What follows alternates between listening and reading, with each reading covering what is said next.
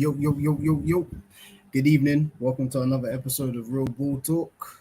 I am Jeff. John will be with me shortly. Rash and Jalil can't make it this time, but they're here in spirit, so we move. I know it's been a little while since we've been on the screens, so yeah. Hope everyone's summer is going good so far. The season is now over. You see the title of this one, so I'll wait for John before we get into the nitty gritty in terms of ranking teams because that's what we're trying to do today. We're trying to rank the top 10 teams of all time. So that could include our lifetime, teams that supersede that are before super successful. But yeah, it's going to be a big one. So just off the top of your head, you can think of some of the teams we're going to be considering. It's going to be like Barcelona, could be the iteration of 2009, 2011, plus a bunch of other teams. So before we do that, I'll just talk about some transfer news first of all. Like, I'm an Arsenal fan. There's a lot of links going on, a lot of links, and I can't lie, it's good, but it's very annoying at the same time because there's nothing that's been done yet. So you can see that the Lavia one is a good one in terms of a good young player to buy, but 45 million is steep. So I can see there being a lot of back and forth on that. Pardon me. And I can see when the price drops. So if the price drops, then we're going to get a bunch of teams interested in Lavia because that's a good young player. And Havertz, again, if the price seems to drop, then Bayern could come back in. And then this Declan Rice thing is starting to get a little bit annoying because don't get me wrong, I don't think Declan Rice is worth £90 million or £100 million, whatever they rank him as. He's a good player though, but 100 million is crazy. But if that's the price based on the market, I understand. And if he is a main target, we need to get it done. Like, we can't make noise about someone for the past 6 months and then not get it over the line because it still made no sense. Like, you gotta get it done. So this back and forth is going to be a little bit annoying because West Ham are now looking like they want to hold out and hope City enter the race to like get some kind of trade-off so the price goes up. And I'm not really feeling it. Not for Declan Rice, I'm sorry. But just the 4 players or so that we're linked with, it seems that we made a bid for Timber yesterday. It was like 30 million. And all of these links look great. They do. Especially with like some of the outgoings as well. It looks good. So it looks like hopefully from an Arsenal perspective, we're going to be doing a little bit better next season in terms of squad depth. Like, it looks like we're going to have a little bit more flexibility. Maybe we can play a few more different formations than what we did last season.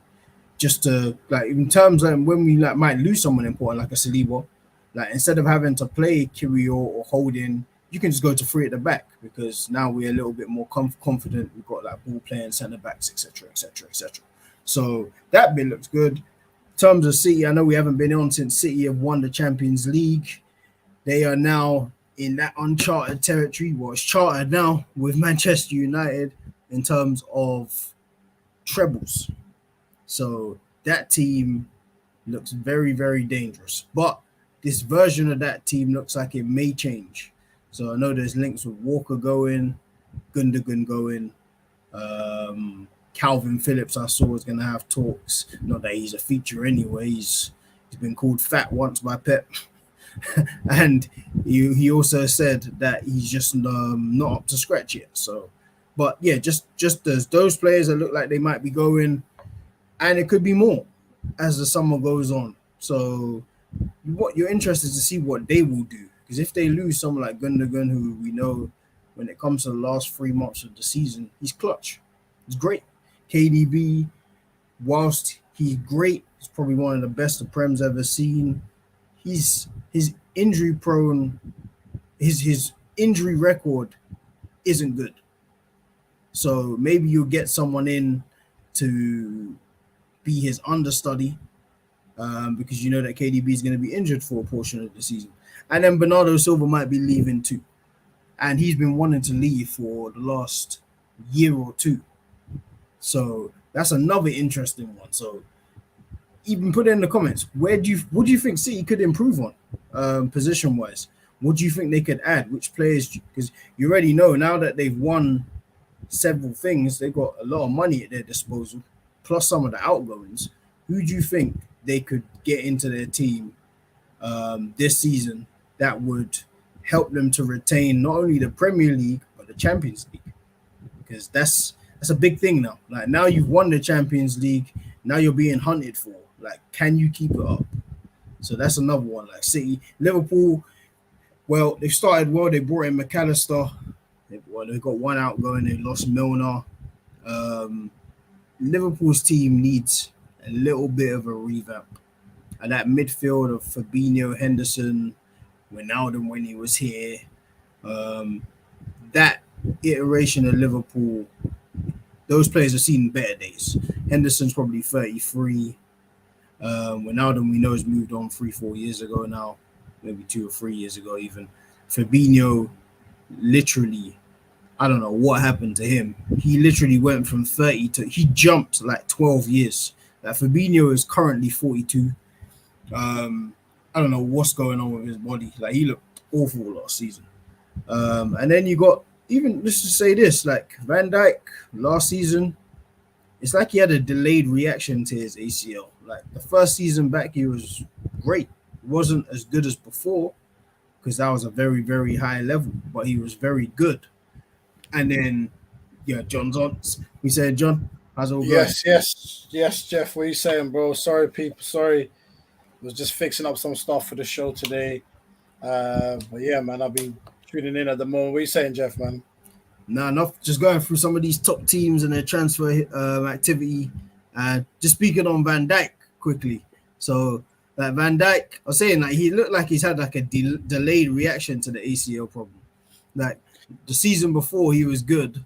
Last season, he looked disinterested, but Liverpool didn't look very interested. And then, did you see his defending the other day for Chiesa's goal? I didn't even watch the game, but did you see it? No, yeah, it was. It's odd. Yeah, it's an odd one with Van Dijk. Like you said, it could be a delayed reaction to the. I don't even know if it's a delayed reaction. I just think he just off form. He just seems a little bit off form to me. He's not even trying. Obviously, he had that particular style before the injury, but he had more pace, slightly more pace, physical capacity. Now it just seems like he's still trying to defend in that way, and it doesn't come as natural as it did before. So now there's more mistakes that come with it. Yeah, he's struggling, man. But yeah, he is. He is still. I can't lie, man. But yeah, no, it's funny because obviously talking about Van Dijk, obviously today's show is talking about, we're going to try and rank our 10 greatest teams of all time. Obviously, as you mentioned, Jalil is in Turkey, so big up Jalil, enjoying himself. Salute. And big up Rash, who work had him in a chokehold today, like it's had all of us. That's why you ain't seen much of us last month or so, being hella busy for all of the mandem. But hopefully now it's hopefully calmed down a bit, so we'll at least be able to give you guys at least one show a week, consistent like we were always doing before.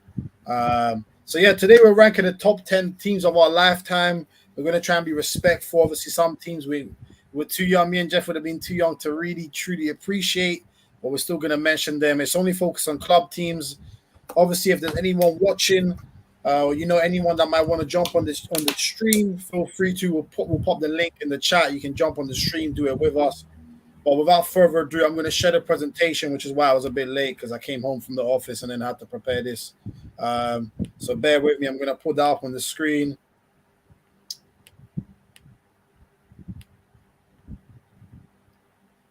All right, Jeff, let me know. I'm relying on you to guide me to let me know if it's working. Yep, it's up. It's up, yeah? Mm-hmm. All right, perfect. All right, people. So like we said, we're ranking the greatest teams of all time. Obviously, Man City, like Jeff said, recently won the treble. So we were thinking, are they one of the best teams ever? So we've put together a little presentation of the best teams from our lifetime, and then me and Jeff are going to have the hard job of ranking them from 10 to 1. So there's like 20 teams on these slide decks. So let me run them through very, very quickly. First one, some of you may be too young. AC Milan 1990, legendary squad. Gullit, Ancelotti, Rijkaard, Van Basten, all of them, man. Everyone knows the crowd that them, man, were on legendary stuff. The picture of Gullit with the Rasta, big up Gullit every time. You know what I mean? So that was an iconic team. So they're one of the teams under consideration. We've then got the, I believe, 1994-1995 Ajax team of Louis van Gaal, legendary squad. You can see there Seedorf. You can see there Frank de Boer. Obviously was a terrible manager, but we moved. Clive there. I didn't even realize Kanu was on the bench for this team. You know what I'm saying? It's all crazy. But yeah, iconic team, Champions League winners. Big up Jeff for this one. It was Jeff that mentioned them. So we had to bring them in and get them involved. So Ajax 94-95 under consideration. Man United 1999 treble winners. We all know what they did. Doesn't really have to. We don't really have to go into much detail. We know what they did. They won the treble. First in English football. Speaks for itself, like Jeff said. Speaks for itself. 2002 Real Madrid. Zinedine Zidane, the iconic winner, the left foot volley. I mean, again, what a fantastic team. You can see there young Casillas, Raul Gonzalez, Makelele, Salgado, the man himself, Zizou, Hierro. Fantastic team. Next up, only team in Premier League history to be invincible. Arsenal 2003-2004. The Golden Premier League, as they like to call it. They're in consideration. Titi, Bergkamp, Perez. Need I say more? Ashley Cole, the squad. Then, next up, mean team, Chelsea, 2004-2005 under the special one, Jose Mourinho, who dethroned the Invincible, took over English football. Couldn't quite get that Champions League just like the Invincibles, but an unbelievable side. 95 points that season, 15 goals conceded, a Premier League record. Just a joke team. Next up, 2006 Barcelona team. Painful year. Painful year for me and Jeff. Painful year. Arsenal losing 2-1 in the Champions League final. Thanks, Henry, for that one-on-one miss. Oh, my God. But we move. Thanks, Almunia, for whatever you were doing in goal. Smoking as usual. But regardless, look at this team. Ronaldinho, Eto's not in this picture. Deco, Puyol, Xavi. You're going to see Xavi a few times. If I even see Eto in the background. What a team. Man. Just special footballers. Real ballers. They won La Liga. They won the champs that year. Special team. Mm-hmm. Then we move on to the year after that. AC Milan, 2007. The Kaka team, as they called them. Mm-hmm. But that's a massive disrespect to that team.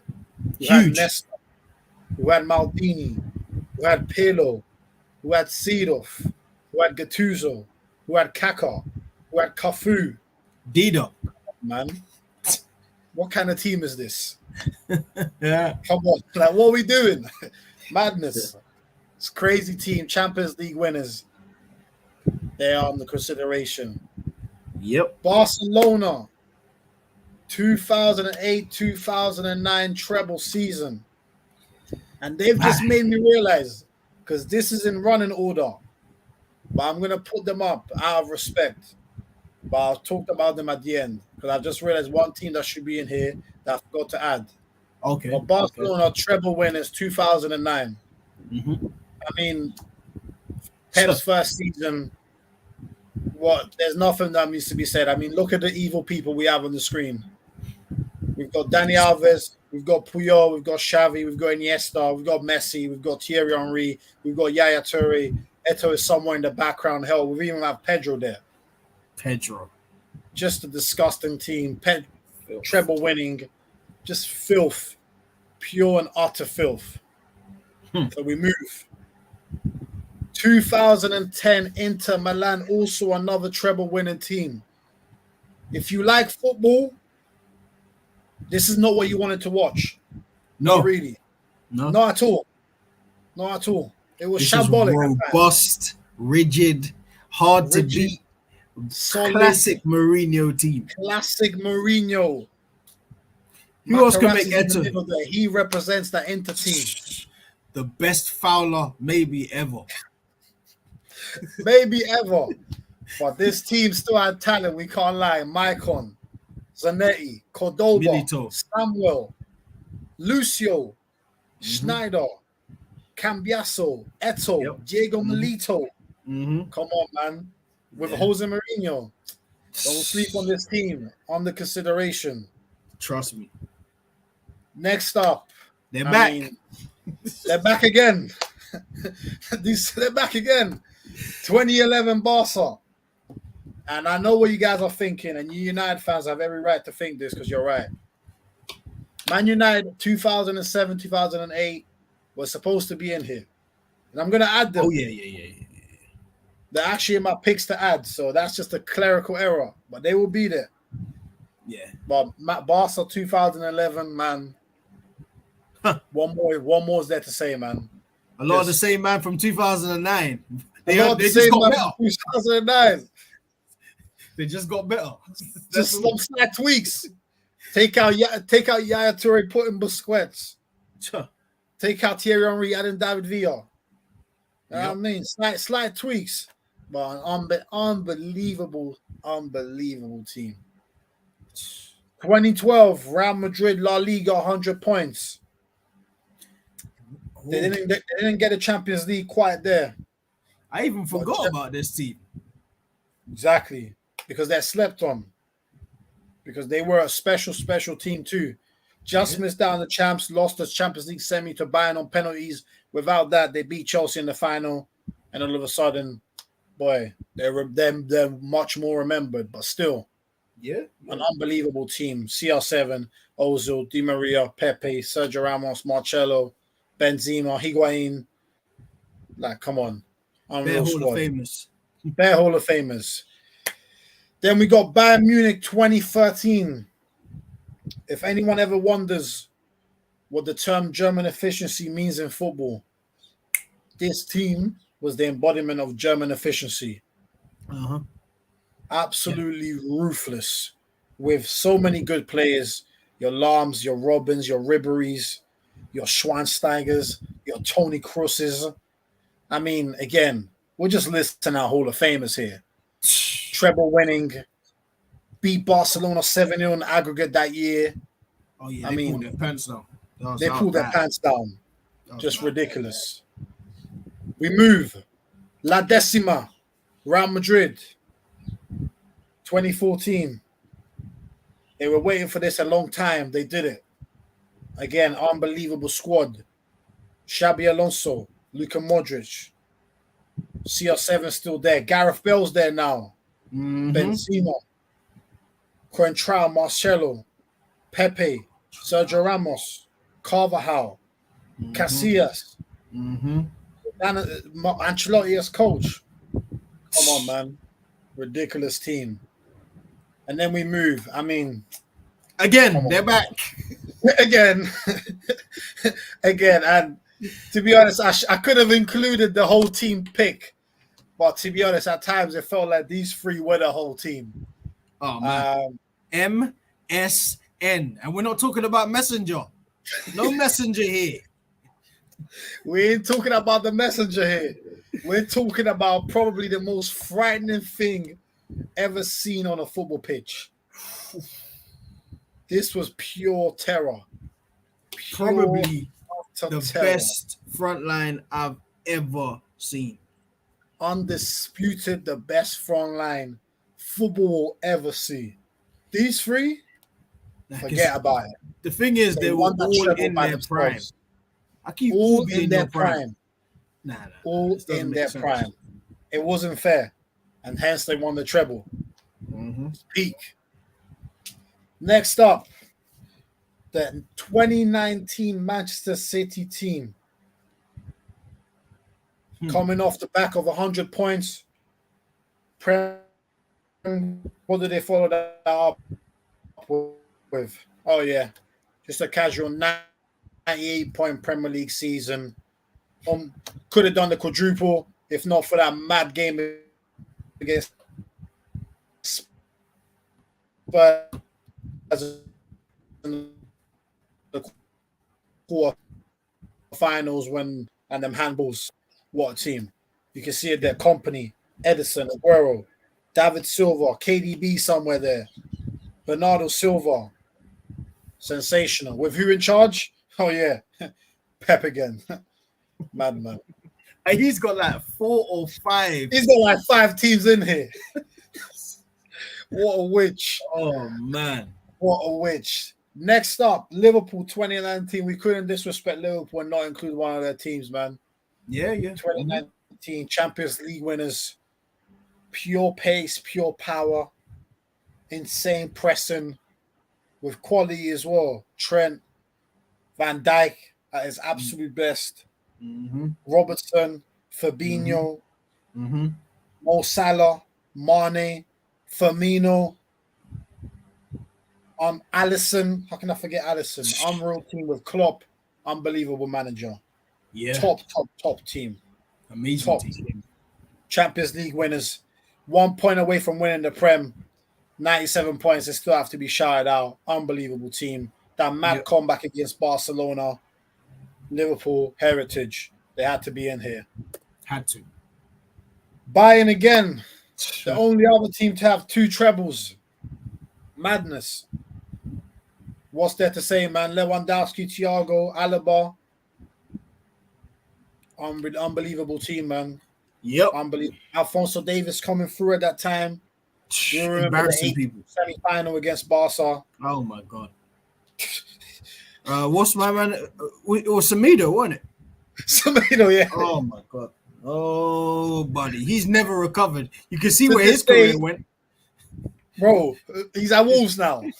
And he's not even guaranteed to start there. He's not guaranteed to start at Wolves. That sums up what happened to him. Thomas Muller. Come on, man. Oh, man. What a team. Crazy. And then we move it on to the last team. The most recent treble winning team.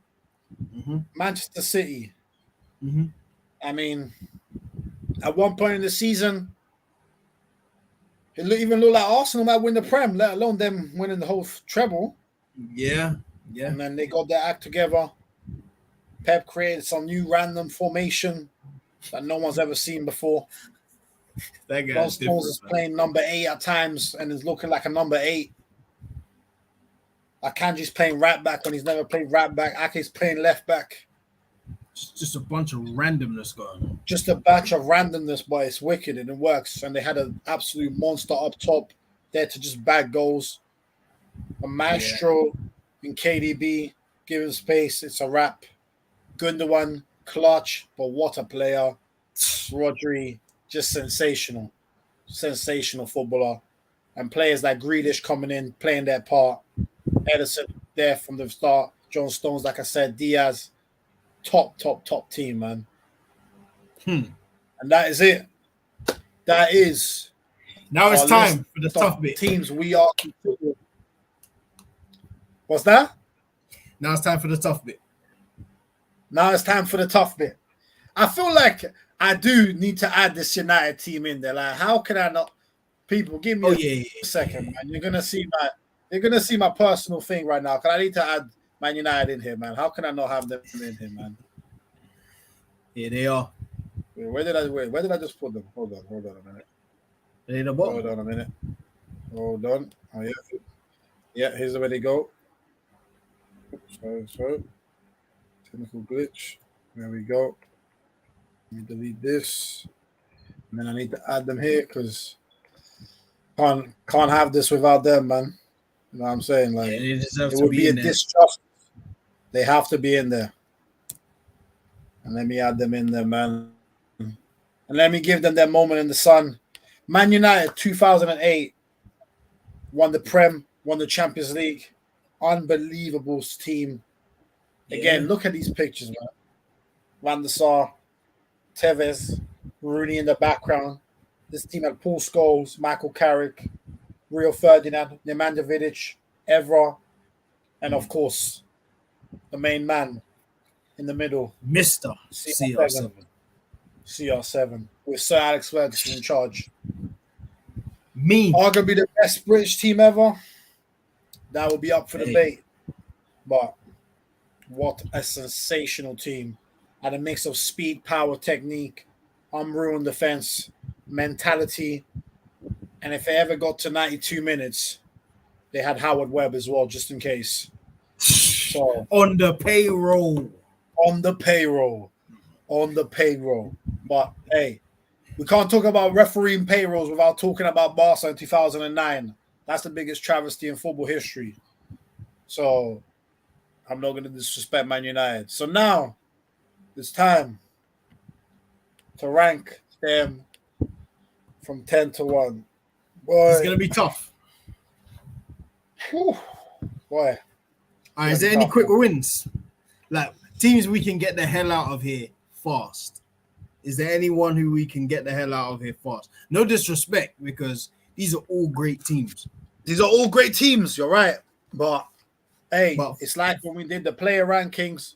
Some man, you're a great player, but you can't be considered for top 10. Do you know what I mean? Mm-hmm. You can't be considered for top 10. So, I agree. Man. So, okay. So, people help us out.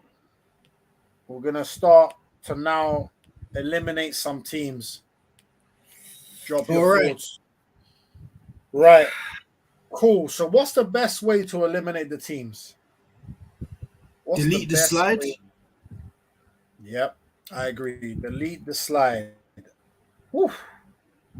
Okay. It's going to hurt, but someone's going to go. Team, Jeff. Someone's got to go. All right. Let's start it off. I will say, no disrespect, Liverpool 2019 will not be in my top 10.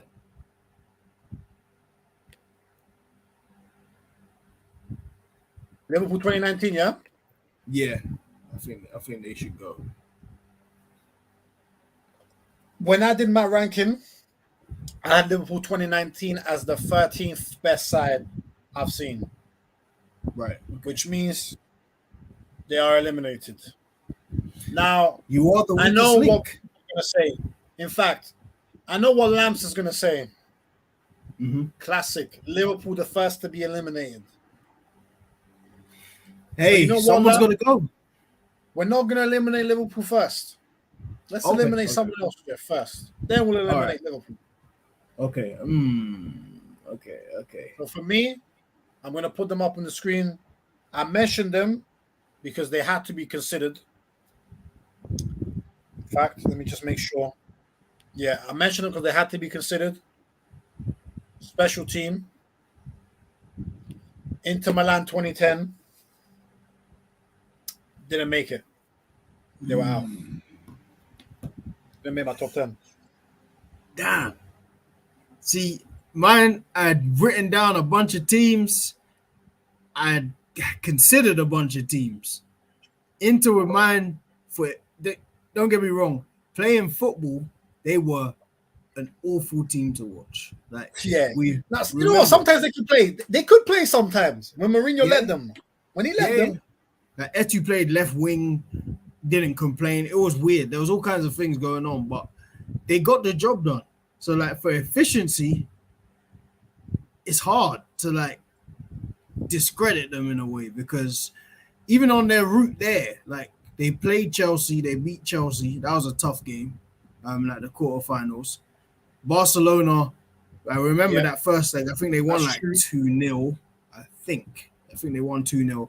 And then PK scored at the end. 3-1. It was 3-1. There it was. And then they won 1-0 in the second game. Barcelona did. But Barcelona could not, for the life of them, find a way past what do you call it? Inter. Inter were like a that's the biggest shutdown job I've ever seen in football. That was craziness. Like, they could not get past them. Okay, give me someone else. All right, let me just pour a disclaimer, Jeff. Yeah. I didn't have the AC Milan team of 90 and the Ajax team only because I have respect. I have to be fair to the teams I've watched properly. Mm-hmm. I haven't seen them enough, but we wanted to put them in there out of respect. But for me, it didn't make my top 10. I agree. Like, yeah, I can respect what they did. Like Ajax, that was like a team of kids, pretty much. We know what they went to do later on in their careers, a lot of those players, but to win a Champions League with that has to be commended. Like, it's an amazing achievement. But I was 4 or 5. I wasn't watching Dutch football at that age. I was 1, fam. Yeah, so yeah, I wasn't watching Dutch football to respect the Dutch league being one, and I wasn't heavy in the Champions League yet. Like, I wasn't there, so I would agree. Both of those teams should go with respect, though, with love. Exactly, with love and with respect. Ajax, salute. You're gone. AC Milan, respect, salute. You're gone. Good night. Cool. Right now. Liverpool 2019. You can come off respectfully. Yeah, you gotta go. I'm sorry. Sayonara. Sayonara. Good night. Good night. Cool. How many teams you got left? 17. Keeping a list here too. All right, so Oh man, just looking at these teams are stacked. All right, Inter. Yeah, you're right. Inter. I'm sorry. Listen, man, I respect it. It was efficiency at its finest. But looking at the teams that are here, it's wrong for you to still be here. So, peace. See you later. You must go. Hey, Inter. See you later. Yeah, man. Salute. Bye. Oh, man. No, this is a mad list. I'm seeing Ed's big up Ed as always in the chat. How can we see the list of teams? Okay, that's a good point. Under consideration, that is true. In that case, what I can do is I could potentially tap it out. Okay. To be fair, I have it written out. I'm trying to think, how do I share it with you? Because I have it written out. Okay. I'll send it in our group chat one.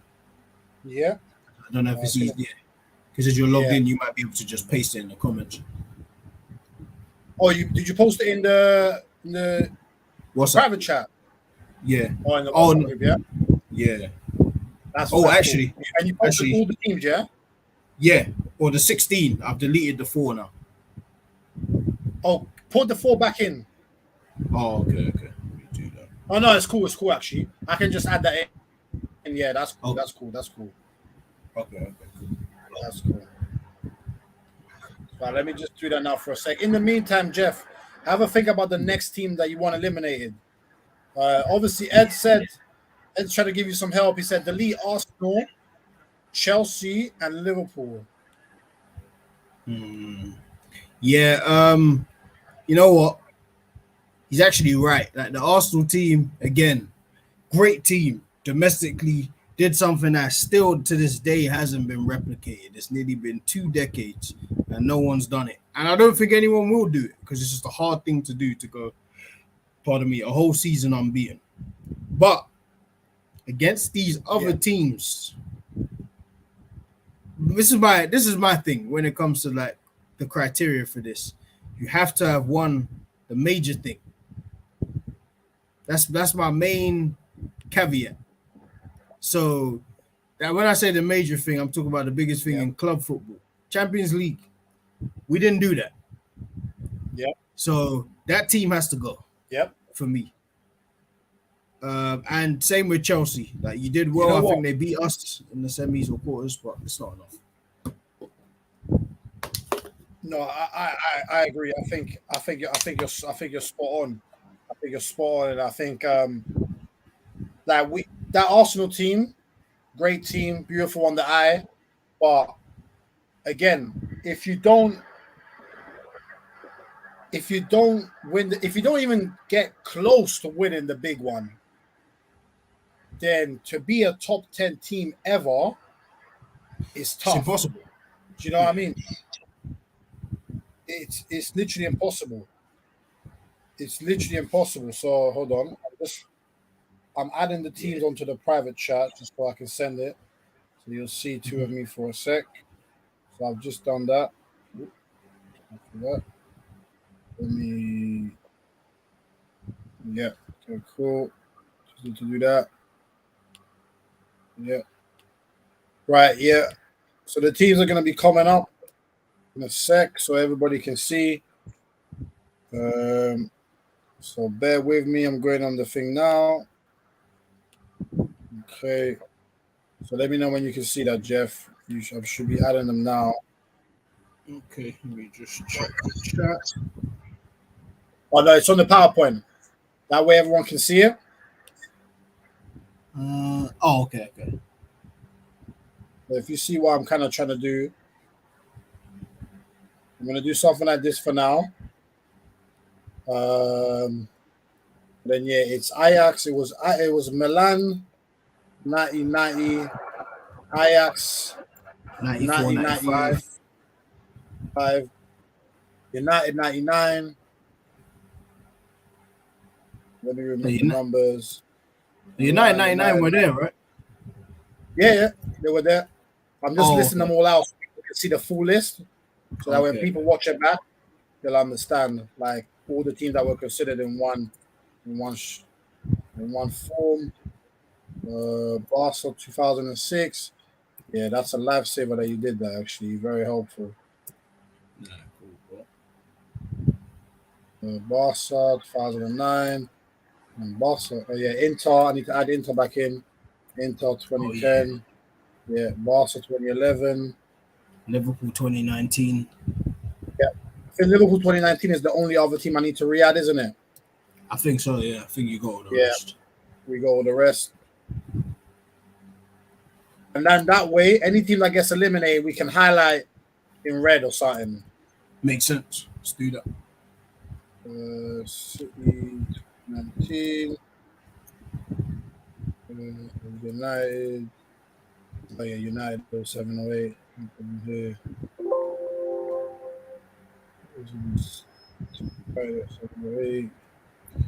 Also 2015, City 2019. What is it doing? Bayern 2020, 2020. Liverpool 2019. 2019. And 2020. City 2020. All right, perfect. Cool. So all the teams that get highlighted have been eliminated from consideration. Yeah. So if you're in red and highlighted, no, if you're in yellow, you're out. Let's just keep it. Let's keep it that simple. Let's keep it that simple. So who's out? Liverpool's out. Yeah, Liverpool are out. And then Inter out. Yeah. Actually, where's this on your PowerPoint? I can't see it. You can't see it, no? Mm-mm. Oh, sure. Okay. It's still on the first slide. See where you have the 4 pictures. Okay. I know what to do. I'm gonna stop sharing and then reshare. Okay. And then now it should work. It should take you to the right one. So now you should be able to see. Let me know. Yeah, here we are. There we go. Right, cool. So let me zoom in a bit so everyone can see well. Calm. Yep. Did that come out clear, yeah? Yeah. So now, I think everyone should be able to see the teams at the top and then the list of 10 that we're going to insert as we're going. Right, cool. So Milan 1999, Ajax 1995, Inter 2010, Liverpool 2019. The 4 teams eliminated from consideration for the top 10. And I think we just agreed that Arsenal 2004 and Chelsea 2005 are also out of the running. Yeah, I agree. Perfect. Even Thanks, Ed, for Arsenal, I that just tip. That was realized, Arsenal, we lost to a Chelsea team that played Scott Parker right mid. Man, sometimes it's good to go back and look at these things. That stinks. bro. I'm telling you, it's good. It's good to reflect sometimes and look back, because obviously, like it doesn't do it justice sometimes, like because you just have the nostalgia sometimes, and Yeah, it's good to look back and actually see what happened. I agree. Now, cool. So for me, I'll give you my one, Jeff. My next one. Yeah, let's go. For me,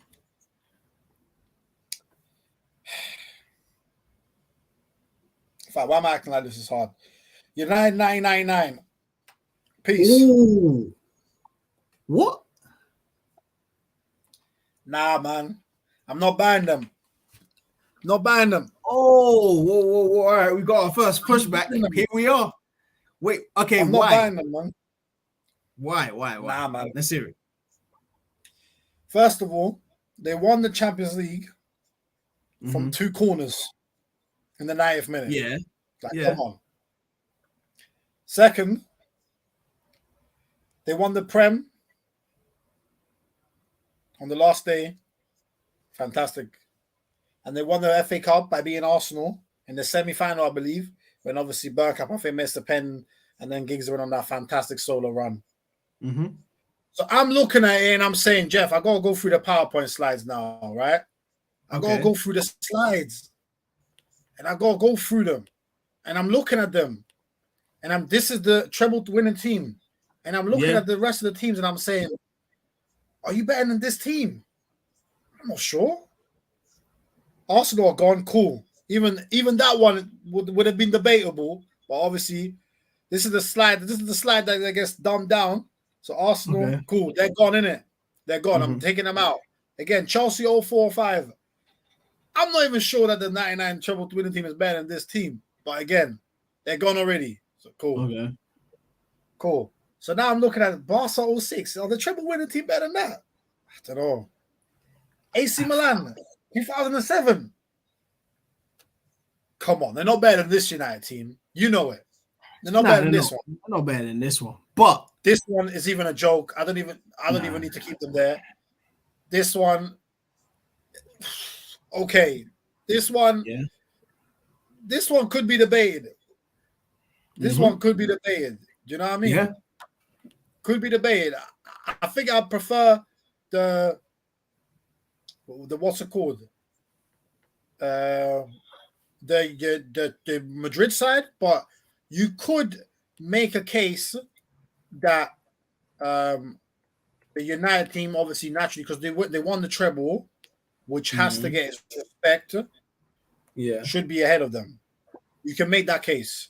Do you know what I mean? This is my thing, it's like now we get to this stage, like it's. Don't get me wrong, the quality of the team matters, like in terms of like individual players, but it's also just how that team performs and what they had to do to get to win what they had to win. Like if you just put it this way, that's how I judge the United one. Like don't get me wrong, there's an element of luck in it too. Like if you Bergkamp scores the penalty, then there's no treble. But that was a classic game. That's one of the best games in our recent history. If I'm not mistaken, there was a red card somewhere in that game too. I might be mistaken. You might be right. You might be right. And then Giggs's goal is one of the best goals in FA Cup history for sure.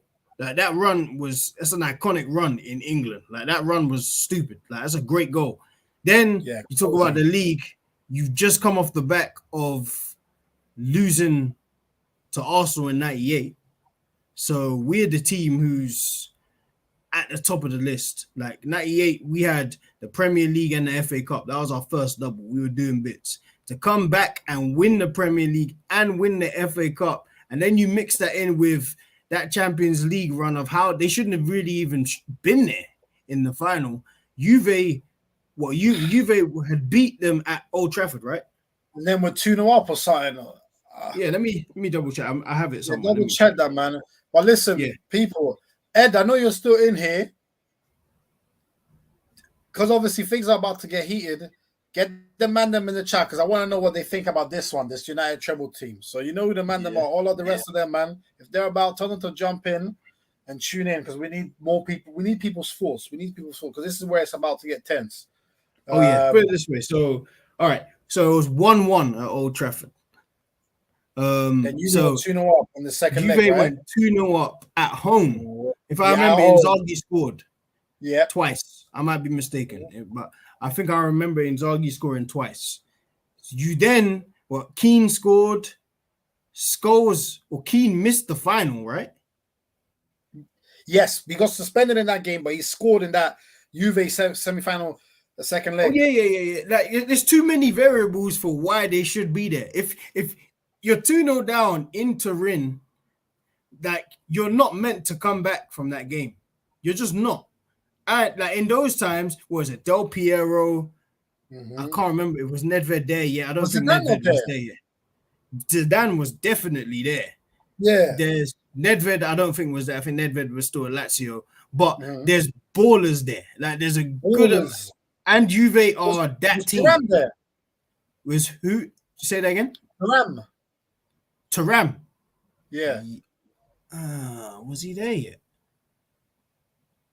I feel like he was still at Parma or something. He might still have been at Parma. Check, but I feel like he might have been there, or he was about to join. Let me check. Lilian Thuram.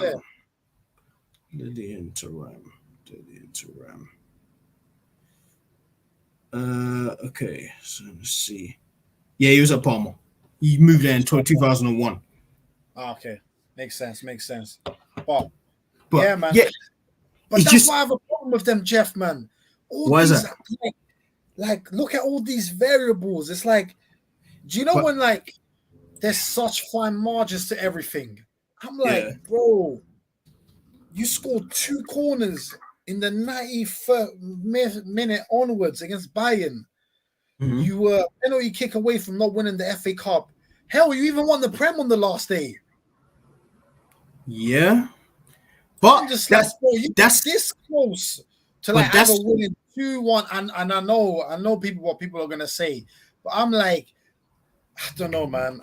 I don't know. I'm just not in love with that treble team. But we can keep them in for now, Jeff. We can keep them in for now. Yeah. If you want to keep them in there for now, we can keep them in there. Listen, man, that's an amazing team, man. Like when I'm just looking at it, like the Juve lineup. Let's just go through the lineup quickly. Peruzzi, Birindelli, Ferrara, Uliano, Pasotto, Conte, Deschamps, David, Delivio, Zidane, Inzaghi. That's a good team. Against a good team, Schmeichel, very good team. Yeah. So we have Schmeichel, Gary Neville, Ronnie Johnson, Jaap Stam, Irwin, Beckham, Keane, Butt, Blomqvist, Cole, York. There's no Scholes and there's no Giggs, and you've come back. I have to give you your props. Like, even going into the final, you don't have your captain, your star man. For those of you kids that don't know, Roy Keane was that guy. Like, I know he's just a persona or he's just his hard nut. No, he could play too. You didn't have Roy Keane. Scholes didn't play in that final, if I remember correctly. I think Scholes was injured. So you're missing key players, and you're going to a final against a Bayern team who had players. They had Basler. I'm sure they had like Elba and them man there. They had ballers, and they went in there and they turned them over. Even though it was the last 2 corners or whatnot, you still had to score. You still had to stay in the game. Like, it still had to be 1-0 in the 90th minute. So to turn it around, I have to give you your props. I have to. All right, cool. The 1999 team stays for now. So, Jeff, who do you want gone then? All right, now that's all right. Let's go back to the list. Oh man. All right. I can say this. City 2019. Good night. Great team. You're right. I can't lie. Let me check where I had them on my list because I only made my top 10. I made my top 10 in order. Oh shit! Where did you have them? They made it. Okay. Wow. Actually, you know what? I'll do this because I'll say this. People might not agree with me. Actually, no, it can't be. It can't be right. It can't be it. Because say it. No, I was gonna say the 2000. I think on paper the 2019 team's better than the 2023 team.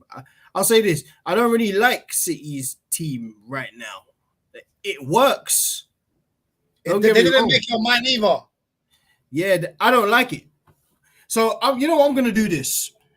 City 2019 and City 2023 don't make it. Both of them don't make it. Okay, I agree with the City 2023. I agree with that. So let me just put them up on the screen for a sec, obviously, so we can appreciate them. Yeah. Obviously, for some of you younger folks, this might actually be one of the top 5 teams you've ever seen. Yeah, definitely. And the fact that it don't make me and Jeff's top 10 says that shows that we've seen some good football in our lifetimes. Let me just even give some backstory as to why, because people might just see this and be like, this is nuts. But I'll say this, like the 2023 team, don't get me wrong, it was a domineering fashion on how they got there. It was. Like Pep found a way, and even playing like 4 or 5 defenders at once, but the defenders are nimble enough to switch from midfield to defense whilst still maintaining their shape. It was a masterclass. Like to beat Real Madrid the way they beat Real Madrid was amazing. But I'll say this: Real Madrid had been getting away with murder for 18 months. Yep. Like Real Madrid could have gone out the year before when they won it against Chelsea, Liverpool, PSG, and PSG, City. I might have even literally every round. Yeah, it was a mess. It was a mess. Like even Liverpool, if I'm not mistaken, went like 1-0 up fast or 2-0 up fast. 2-0 up in the game in 2023. Yeah. When Nunes scored a back heel, there was all kinds of madness going on. But like, don't get me wrong, like it's a scalp, a big scalp. Like it's beating Real Madrid at any moment. It's a scalp for any team. But I think Real Madrid were, if it was boxing, Real Madrid already had the jelly legs. To me. Yeah. No, so, I agree. And the Bayern team was also in transition that year. Like it was it wasn't a normal German. You mentioned German efficiency earlier with Bayern. This was not that. Like Bayern, Nagelsmann had been sacked. Tuchel had come in. Tuchel had now adopted this 2-3-5. All of these things matter. Like, don't get me wrong. City again demolished them. It was bad. It was. I can't remember if it was like 3-0 at home and then 1-0 away. 3-0 at home and then 1-1 away. 1-1. It was another masterclass. But I'll say this. I also think like those two giants just weren't who they were prior. So those are two teams you would expect them to get rid of. And for some reason, even in the build-up to the game, you'd still think something was telling me now Real Madrid might win just because they'd been fluky for a year. But the luck runs out, man. Yeah, so that team, all in all, like even the way they beat Inter. All right, if like I even saw a quote that Pep said, "We're European champions because a striker missed from 3 yards." I don't know if he actually said that or if he's been misquoted. But that's literally what happened. Like City that wasn't a great game. Don't get me wrong. You won, you got the job done. But for 75 minutes, it looks like they didn't have, or 70 minutes, it didn't look like they had any answers for Inter. Inter didn't have any answers for themselves because they weren't doing anything. But but it was just one of those games. I'm just watching it. It's like, well, I could have just gone gym or something. I don't know why I'm watching this. But like they got the job done. But all in all, like when we look at the other teams on the list, that team is not good enough to be on this top 10 list for me. You won the Champions League, but in that case, should Porto be in there too? No, they shouldn't be. Porto won because they had a great manager and it was an opportunistic win. They just took advantage of every team they had to take advantage of. The Uniteds, They beat Monaco in the final. Like, it's just a bare madness going on. It doesn't mean because you won a Champions League that you're guaranteed to be on the list. So for that, I say all that to say City 2023 is not even the best City. Thank you. And I think you couldn't have said that any better. And the short summary is the reason is because the level of competition across Europe was not the same as it has been in the past. And hey, all you can do is take advantage of the time you're in and win when you can, which is what this City team did. But we gotta go with what I see, and what we and Jeff have seen. They don't make our top 10. So respectfully, treble winners. Big up Haaland, big up De Bruyne, big up Gundogan, big up Rodri. But sayonara, you are gone. Yes. See you there. You are gone. So that leaves us on to how many teams we got left? 1, 2, 3, 4, 5, 6, 7, 8, 9, 10, 11, 12, 13. 13 teams and 10. Only 10 can make the top 10. All right. All right. What did I say? Yeah, if Arsenal 0304 can't make it, then I'm saying City 2019 can't make it either. Only reason I had them higher is because they won the treble at least. It was a domestic treble, right? Domestic treble. But you're right. Like, don't get me wrong. I think that's City's best team. Like, Sane was still there, I think. Yeah, Sane was still there. Sterling, Aguero, Silva, of course. Aguero was there, killing stuff as usual. Fernandinho, Company, a young Walker, younger Walker. Great team. Don't get me wrong. Like, Company's goal in the Leicester game, or is it Leicester game or was it Everton? I can't remember.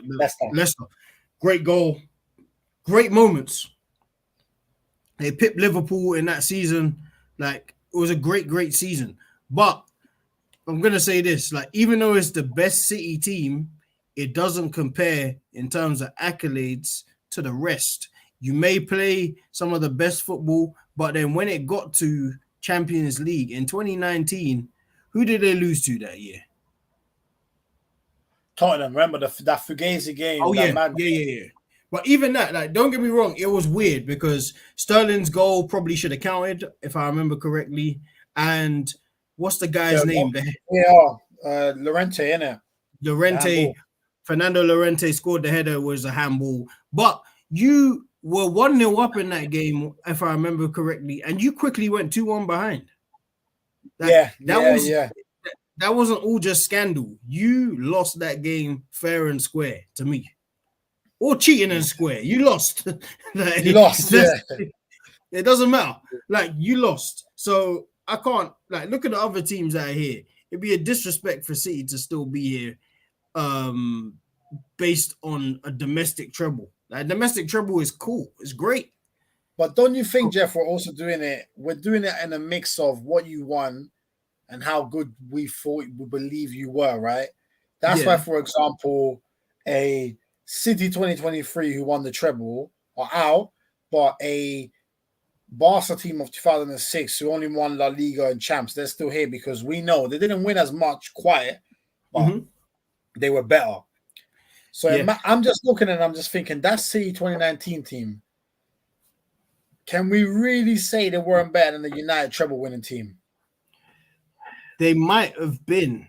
Like, pound for pound, if you're talking about pound for pound, then that City team to me was better than a lot of teams. That was a nice iteration of that City team. They had depth on the wings. Like, you had Sterling. That was Sterling. That was clutch Sterling. Yeah, that was the best Sterling. Sane was good. Bernardo Silva was good. Mahrez was good. Like, they were good players. But in that top 10, like, just the way in which, like, all right, put it this way, because I like to, like, winning the league, it matters. Don't get me wrong. Your league, it matters. It does. Because you went and you pipped Liverpool, who would have beaten anybody else. Like, that was a perfect season. And you still lost. But Yeah. In Champions League, you lost your ball. Like it came to is this a team you should beat? Spurs. Like Spurs in that season should definitely should. Yeah, it like definitely should. Spurs nearly made a moment based off them because City should have knocked them out. Then Lucas Moura went and scored a hat trick, and they get to a final. And now, well, unfortunately, it was a handball in a minute, and they lost against Liverpool. But there's no way Spurs should have beaten City. So if your team is as great as we say it is, you at least would have got further. You would have at least got to the final. Like you can't be that good and then lose to Spurs. And the game was in your control. You were at home. You had home field advantage. And before you know it, Son scored 2 goals. You're making a very good case. I can't lie. You are. You are still. I can't lie. I'm close to saying that out. But before them, you know, another team that I was thinking might be out. Bayern Munich 2020. Not the first treble. The second treble, the one that was Canada, there was COVID there. They were playing them single-legged Champions League quarterfinals, semifinals. Oh yeah, yeah. Brian, hey, hit the road, Jack. You're out of here. I forgot about that single legged. Hit the road, Champions League, Jack, man. Hey, let's have a look at Bayern. Peace out, Bayern. And I can't lie, I had them in my top 10. I think Jeff is right. Man City 2019. Yeah, you're out still. Gotta be fair. Gotta be fair. City, all right. With respect. Yeah, salute, man. Salute. 100% salute. And now there's only one more team that can get kicked out. All right. I'm sorry, there's only one team that can get kicked out. Wait, who are you putting? Man United, the 1999 treble team's got to go. It has to go. They can't make top 10. They have to go. Now we might have to fight on this one. Wait, okay, so all right, I'm interested now. Tell me which one of them teams you're kicking out for them. Or in fact, I already know which one you're gonna say. I've just clocked. AC Milan. Nah. Oh, okay. Wait, hold on. Maybe you haven't clocked it. Wait, hold on. Let's just clarify this. Oh, Real Madrid 2012. I was waiting for you to say that. I missed them. Sorry. Yeah. I didn't see them. Okay, this is where Jeff we gotta look at. We can't just think accolades, Jeff. Do you honestly believe you would pick that United 1999 team over Real Madrid in 2012? 100-point Madrid. Yeah. Don't get me wrong. Now, I'll say this: that Real Madrid team was a great team. Like, don't get me. You had the Ozils. You had, if I remember correctly, that's when Ronaldo was playing on the left and under Mourinho, and he was a menace out there. He was tearing goals that season. Shreds. Yeah, he was tearing them to shreds out there. They had the balance between Contral and Marcelo. They had Higuain, if I remember correctly. They had Higuain and Benzema. There was ballers there. They had Xabi Alonso. They had Xabi Alonso, probably one of the most underrated greatest DMs of all time to me. Pepe, Sergio Ramos. Yeah. There was a lot of great players. A lot of great players. Again, though, like what you do domestically, it matters. It does. Like the 100 points, winning it in a Barcelona-infested era, because Barcelona were those guys. So for Mourinho to even have a La Liga is amazing. But when we're talking about the best teams ever, one, it goes on like, all right, how they play matters. Like, do we like them? Do we like the individual players? That all matters. It does. But it's also about your ability to win in pressured situations.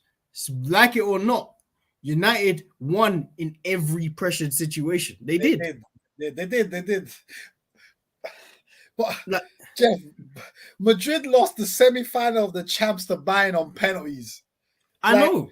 Do you know the fine margins I'm talking about? Oh, if they win that, they play Chelsea in the final. They probably beat them, and then I don't know, man. I don't know. We can only go what's in front of us. Like they lost on penalties. Like with the great team they had, you had Ozil feeding. Ozil probably had 25 assists to Ronaldo alone, not even counting his other assists. He was fantastic.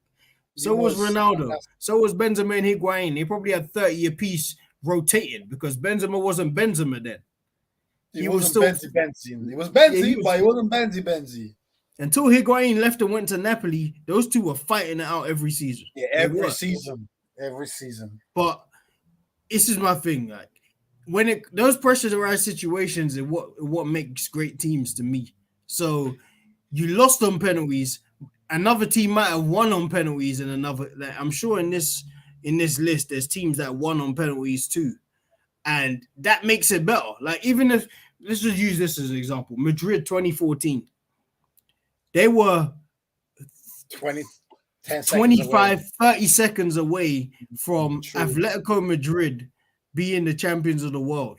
Sergio Ramos scores his header, and then Real Madrid go and score 3 in extra time. That kind of context matters because it now looks like, because it goes from a 1-0 down for 90 minutes. We know how Simeone plays. It's similar to Mourinho. It's sharp. You opened the gate like it was ajar when you scored. It made it 1-1, and then Bale scored, and then Ronaldo scored his cheap penalty at the end. I remember him throwing his shirt. Shameless, man. That was disgusting. But you took it from a close game to 4-1. Like United, I didn't particularly like the way they did it, but it's still football history. Like to stay in the game against that Bayern team. And then score those 2 headers or those 2 goals in the 6-yard box. They weren't great goals, but they went in. That all matters to me. You're right. No, it does. I know this United one. We're going to come back to argue. We're going to keep arguing about this one. Okay. My only other thing now in terms of that one is, what if we said United and Madrid joint 10th?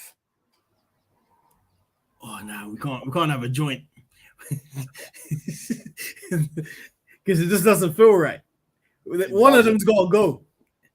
We got to be definitive with one of these. Like to me, I think that Real Madrid 2012 team has to go because they lost in a pressurized situation. You won. You made in that history of that Barca-Real Madrid rivalry, Barcelona was smoking Real Madrid. If I remember correctly, Real Madrid hadn't won a league for 8 or 9 years. I might be wrong on that. But that's what I remember. They were at least 5 years removed from winning the La Liga. But you're right, and I think we always say there's a difference between greater and best. Yeah. And greater and better. Mm-hmm. And this might be one of those. Yeah, like we could easily make a case. You're right. You could make a case for saying that Real Madrid 2012 team is better than that United team. But that United team is greater. They like whether you like the way they did it, or you respected it fully in terms of there was a lot of variables, the Arsenal game, in the FA Cup, the last day. Like when you think about what they were fighting to get a treble out of all of that. I'll put it into this context. Last year, we had Liverpool in about March last year were on course for all 4. We saw how quickly that all changed. It went from they barely got 2 because they won both their 2 on penalty shootouts. That's what I'm saying. Like you won your League Cup and they won the FA Cup, yeah. Both on pens. Both on pens. The Champions League, it was 1-0. It wasn't the most entertaining of games. I think Vinicius scored and Courtois made that incredible save from Mane. And from Salah. And from Salah. And then, in the league, they just got pipped by a better City team. But just the mentality of in March, you were on course for a quadruple. By the time the end of the season hit, you got 2 trophies you probably didn't give a damn about. You would have taken a league win or a Champions League win singularly over those 2. United went in and got an FA Cup, the league, and the Champions League. I have to. You know what? I think you're right, and I think United. Big up Eddie saying, God forbid that Madrid team wouldn't have won the treble in 1999. That Ronaldo alone was better than that whole Man United team. Which one? The 08 one? Or you mean the 2012? The 2012 Ronaldo.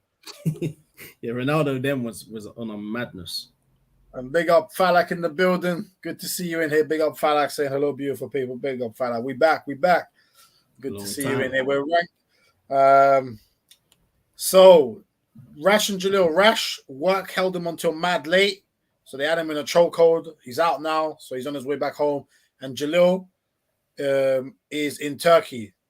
He definitely has not lost his spot. He's actually been on here pretty much most times. I think you might not have seen him like twice, but don't worry, Jalil is a core member. Like he is, as he says, a rock of RBT. So don't worry. But listen, Jeff makes a compelling case. Madrid 2012, Ronnie. Ozo, thank you for the memories. But it's time to say goodbye. So it's now time for the top 10. Okay, time to rank.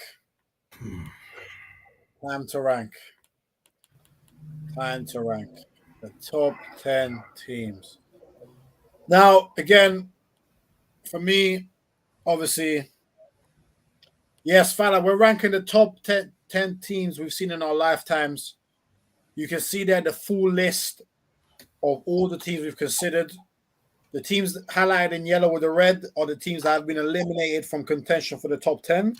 The teams left are still in contention, and essentially they are a top team of all time.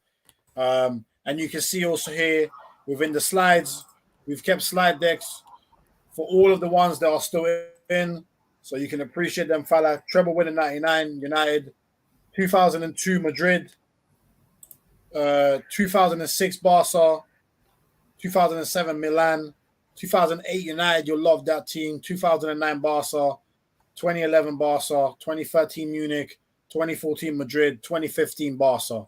So those are the teams. And yeah, me and Jeff now got a hard job of ranking them 1 to 10. Don't worry, we put some young. I was 2 in 1995, so don't worry. But we have to put them there out of footballing heritage and respect. Mm-hmm. So we put them out of respect for what they achieved at that time, so people understand. We understand our heritage, but out of respect, we can only properly judge the ones we've seen to a relatively good degree. So that's why we put them there, but we eliminated them straight away. Now, for me, my number 10, I have to go with United 1999. I can't put any other team on that list. I know, right? I'm younger than you. Crazy. Oh, man. Wait, if Ed is still watching, he might be punching the screen. Wait, Jeff, who have you got? Who is below this United team now? Like, come on. How many more teams? There's no way there's someone else now. Come on, Jeff. Please. Please. Surely not. Nah, I'm taking a good look. All right. Was Milan 2007 that good to you? No. I just want to know. Because all right, let's just go through this. Milan 2007, they played Liverpool. Yep, in the final. Yeah, they won 2-1. All right, let me just. Okay. They beat AC Milan, I think, in the semi-final or something. Sorry, I'm thinking of Barca. Who did they beat in the semi-final? Oh, was that was not the? I got it up here. Oh, Man United, of course, the legendary Kaka game. Oh yeah, they pulled their pants down there. They beat. What did they do with Serie A that year? What did they do with Serie A that year? Let me see. 2007 Serie A. It was 06, 07. Yeah, 06, 07. So they finished 4th. Wait. Hey. No, wait. Is that right? That can't be right. Wait, hold on. Because I'm seeing them. Wait. They finished 4th. Yo, and they finished 4th. That's what I'm saying. Like, bro, the Milan 2002-2003 team was great. The Milan 05 team that lost to Liverpool was a great team. Milan 2007, don't get me wrong, like Maldini was still Maldini, but Maldini would have been probably 40. 04 or 05 Milan was better. Yeah, like this 2006 2000 in the final. Yeah, like think about it. Like you don't get me wrong, you won the Champions League, but you were 3 points ahead of Palermo to make Champions League in your own league. You were 36 points. All right, no. Let's put this into perspective here. They were 35 points from relegation and 36 points from the champions. And you finished 4th. No. Nah. Listen, this United team to me beats this team too. Even when I think about it, this Milan team, who did they have? They had what? Yankolovsky. Was this when Kaka had gone and come back? That was a left back, innit? Yeah. The Czech guy. And then, all right, had Kaka gone and come back by this point? He hadn't. He still hadn't gone to Real Madrid yet, right? No, he hadn't. This was peaky. This was Ballon d'Or Kaka. Okay. So but you know what, Jeff? I'm looking at it and I'm thinking about it. The thing is, because we didn't see as much Serie A that year, we saw Milan play United in those two-legged ties, and it looked like they were just flat out better than United. Just flat out better. It wasn't like a Champions League heritage thing where it was fluky. Nah, there was nothing fluky about it. They were just better. And that United team won the Prem, which makes me think now, same way you get docked for just winning domestic trophies, should you be docked similarly but not the same if you just win champs? Because then you technically just become a cup team. Yeah, you know what it is? Is if you are still in the running in your league, then at least yeah. Like Liverpool 2019. Like Liverpool 2019. Yeah. It was a near perfect season. You just got pipped by the better team. Milan 61 points means you were never in it. Like you probably, if I remember, I can't remember in Serie A back then. Like Juve and that. It was Juve and that. And Inter. Yeah, but in Inter won. Think about it. Inter won by 22 points. That's when Milan and Juve were recovering from them point deductions, isn't it? Yeah, because Juve weren't even in the league from what I'm looking at. Yeah, they weren't. Yeah, because they got relegated to Serie C. Yeah, because I'm remembering that Vieira left Arsenal 2005. You know went to Juve. Yeah. To me, that Milan team, I'm thinking about it. That was a good team, but that's not the best Milan team. You know what? They might not even be top 10, you know. Yeah, I might agree with that. If we're actually being honest, how can we put them ahead of Inter in 2010? Yeah, it's impossible. It's actually impossible. We can't. Yeah, they gotta go still. They gotta go still. Jesus, they gotta go. Wow. Well, there's a surprise there. Okay. AC Milan. Your heritage almost sneaked you in here. Nearly.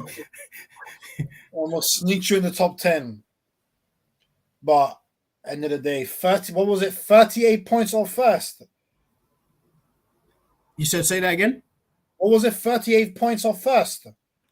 36 points off first and 35 points off relegation. That's insane, bro. I'm sorry. Ciao, Bella. You are gone. You're gone. But Kaka, that season, one of the most iconic seasons in football history by a single player. Which means now a slot has opened up, which means the team needs to come back from the dead. Who is that team that's coming back? For me, I'm bringing back City 2019.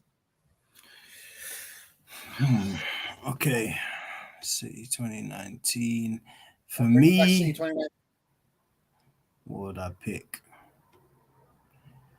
For me, I might have to go into 2010.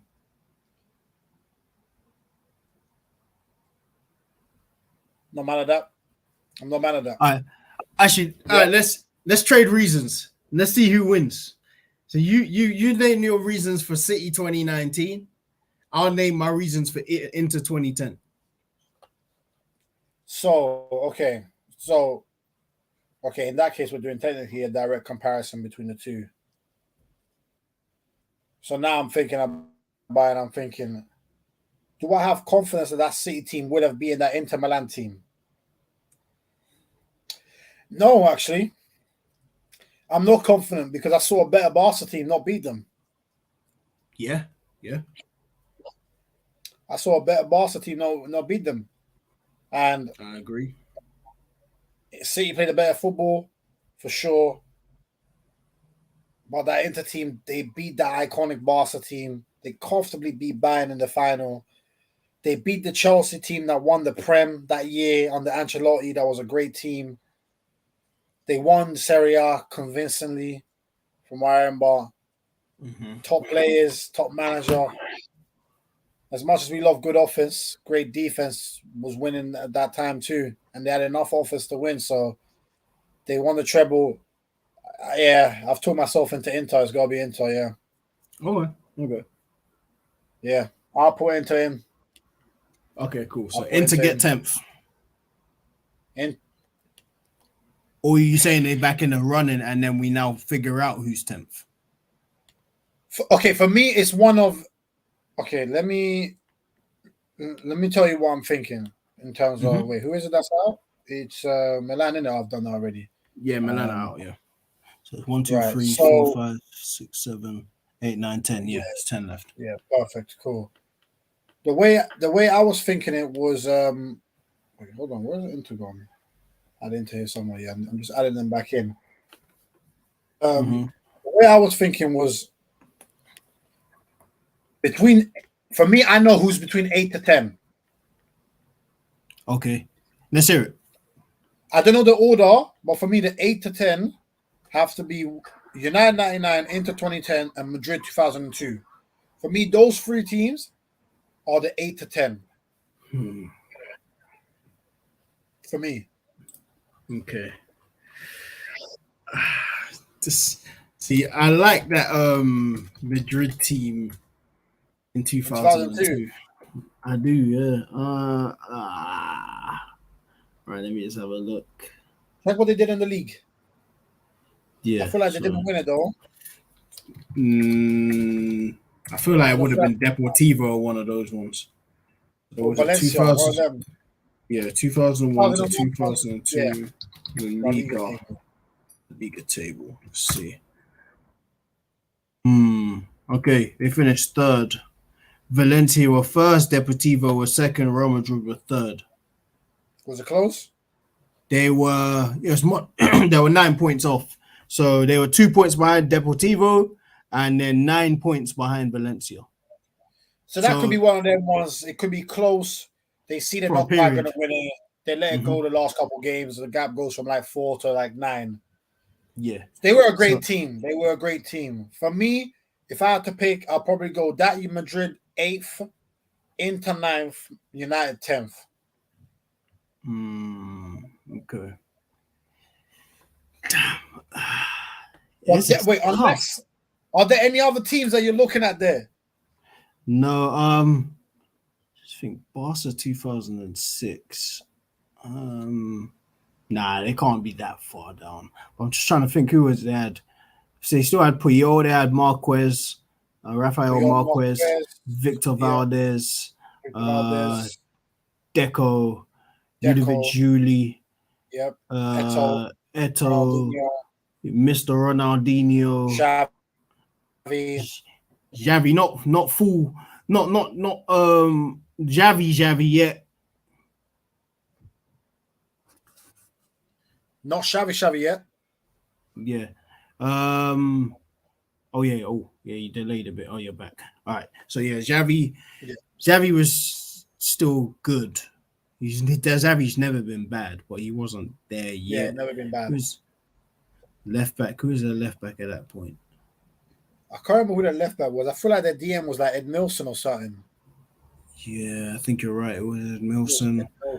Was their left back not Silvino or something?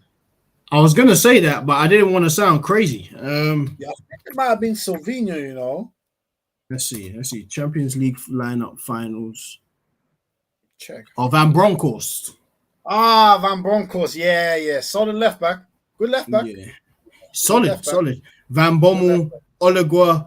Van Bommel. Yeah. Xavi was on the bench. So I think it still had Silvino was on the bench too. So we're right about that. Inni was on the bench. Thiago Motta was on the bench. Larson was on the bench. And Messi was injured for that final. Remember, Messi didn't play. Yeah. Because is that the year when Messi got assaulted by Del Horno? Yes, it was. Yes. Oh my god. One of the most brutal fouls of all time. They couldn't stop him, so he just kicked him. And Del Horno, that one just said, fuck him, man. This guy's going down. This guy's going down. Oh man, that was brutal. Huh? You said he got a red for that. Okay, yeah, thank God. He had to. Like, even without the VAR and that kick was too blatant. It was high. Like, yeah, that was high. Messi jumped. Yeah, man. But yeah, bad. So for me, it has to be one of them three, like 8 to 10. Oh man, this is tough. You know what? Okay. Yeah, go on. No, you go. I'm still thinking. I was just gonna say, Madrid 8th, and then either Inter United 9th or 10th. I don't mind which way. I prefer the Inter team, but yeah, whichever way. But I think those three. When I look at the rest, and I look at Barca 06, United 08, Barca 09, Barca 11, Bayern 13, Madrid 14, Barca 15. It's hard, man. I don't think they pass any of them.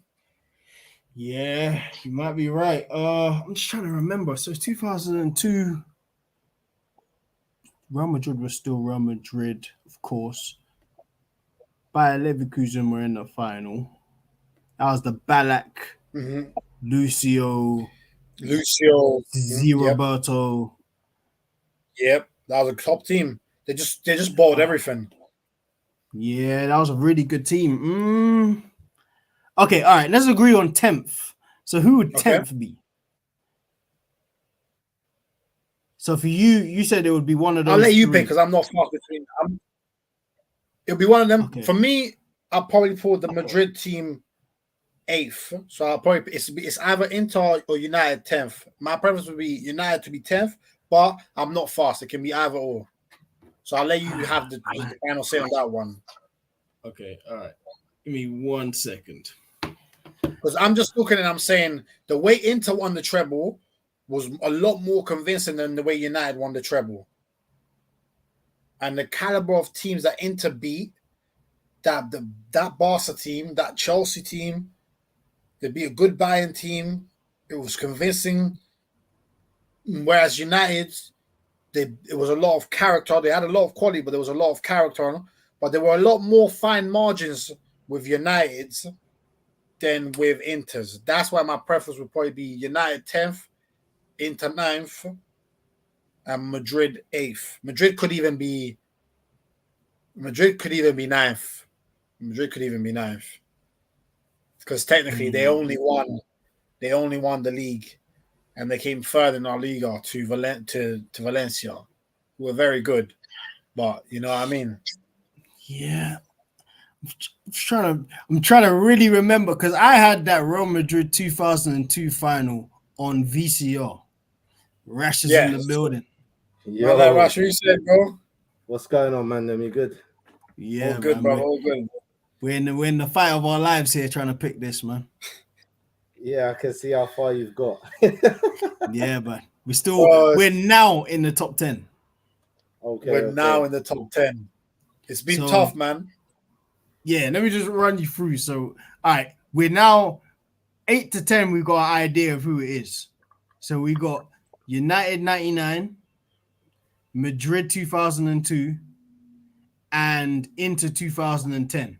We just don't know which way around necessarily it should be. And Rash, just for your benefit, this is the 2002 Madrid. This is the Madrid 2002 team we're talking about. So that's where Zidane scored the famous left foot goal. The famous left foot goal. Obviously, the treble-winning United team, and then Inter 2010. Obviously, treble-winning too. So we're saying one of them. They're the 8 to 10. You just can't quite decide the order. So what do you think? Ed is saying Madrid 10th, United 9th, Inter 8th. Huh. I think Ed might be onto something. I think I agree, you know. Because Ed might be right, you know. Ed might be right. Don't get me wrong, that Madrid team was good, was great. They won the Champions League. They beat a good Bayer Leverkusen. But we saw they didn't win the league. Like, and that Inter team and United team, they might not have played better football, but they knew how to get this job done. I think I agree. Yep. Yeah. If we look at United's winning the Prem that season was good. I think it was by a good 16 points or something like that as well. They done really good in domestic. That wasn't, bro. That was last day. Remember, they were fighting with us. We were even leading at a stage. When was that? 99. I swear 99 we finished. Didn't 99 we finished on something like... That was the year after. You're thinking about 2000. Yeah. Oh, is it? They smoked. Yeah, you're thinking about 99, 2000. The year after. Okay. Yeah. Then yeah. I think that's right. Okay. Yeah, that Inter team, I think, yeah, even though they didn't play pretty football, they just showed that there's another way to do this. Like, Barcelona are playing this pretty football and getting this job done. All right, cool. We'll set up 4 banks of 4 and you're not getting past. And it worked. Hey, it worked. Hey, it didn't just work, but it worked to a T as well. It worked to a T. So, all right, I'm gonna keep the top 10 in here. So I'm gonna start putting them in order, and then moving the rest above as relevant. Cool.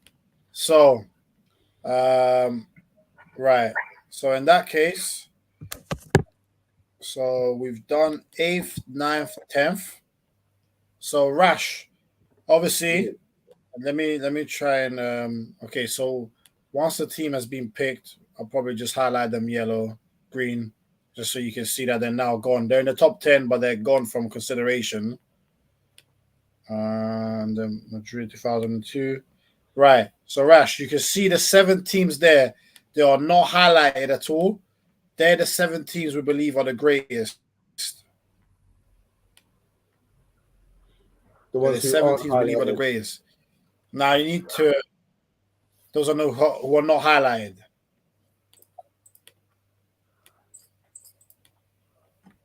Those were not highlighted. The ones that are not highlighted, you're saying is the top 10. So just because obviously it's a bit tricky with the way we had to do it. So every team that's highlighted in yellow with the red was considered, but didn't make the top 10. Yeah. Yeah. Okay. So obviously that laugh tells me there might have been some different thoughts from your side. The green is the ones we've just ranked, and then the ones not highlighted at all are the ones left that are going to make up this top 7. So before you pick number 7, is there any particular gripe that you have? Yeah, let's hear it. About any of the ones in yellow? Well, let me see now. I mean, how are we ranking this? Like, are we ranking this? Like, are we like? Because how in my head it was okay. Which teams would beat which teams? Do you know what I'm trying to say? If they was on the pitch together against each other, or are we doing it by accolade, which could be a bit deceiving as well? I think we're doing about a mix of both, right, Jeff? Yeah, so it's taking into consideration the quality of the players, how efficient they were, but also because at the end of the day, like greatest teams, to me, this is how I see it, is you have to have won the big fish. Like you have to have. So if you do win Champions League, you're just not there, basically. Unless it's like an anomaly, unless you really done bits and we have to really respect it. Like a Arsenal team, for example, the 03-04 team, amazing team, played some of the best football. But when you look back, we lost in the quarterfinals of the Champions League. And we just looked, Scott Parker played right midfield. Stuff like that. Like we lost to that Chelsea team convincingly, like 3-1 on aggregate. And then we killed the league. But all in all, it's like all of those things combined, like how good are your players? How efficient were you? But also, what was the balance like? Did you win the Champions League? And how far off winning the league were you if you didn't win the league? Like things like that, like trying to combine all aspects. That's how I did it. That's how I think both of us did it the whole way through so far. But yeah, you might come with a fresh perspective, bro. So you might. Do you know why? Because I do remember there was a domestic treble-winning Arsenal team as well. No treble. What, the FA Cup? Oh, all right, yeah. Did the FA Cup and Prem? FA Cup and the league. FA Cup and Prem. Twice. Yeah. I'm not. Yeah, the baby treble. I forgot it was a shield, not a cup, isn't it? Yeah, it was the baby. It was shield. Yeah. Yeah. 98 and 02, we did doubles. 98, we did a double. 02, we did a double. Yeah. But yeah, like that team, don't get me wrong, like when it comes to playing football, that could be a whole nother conversation. The best footballing teams, we're in there a couple of times. But yeah, just in terms of greatest team, when you combine those things, yeah. So like the ones in yellow, what ones do you think we could maybe revisit? I mean, people are gonna hate to say it, but that Liverpool team was amazing. On 2019. Yeah. I mean, they finished on 101 points, I think it was, wasn't it? Like that in the Prem. Now you're thinking about the City one. City one finished on 101. Liverpool were just off. That Liverpool team finished on 97 and won the champs, but came second because City finished on 98. Okay. Get my dates modeled up then.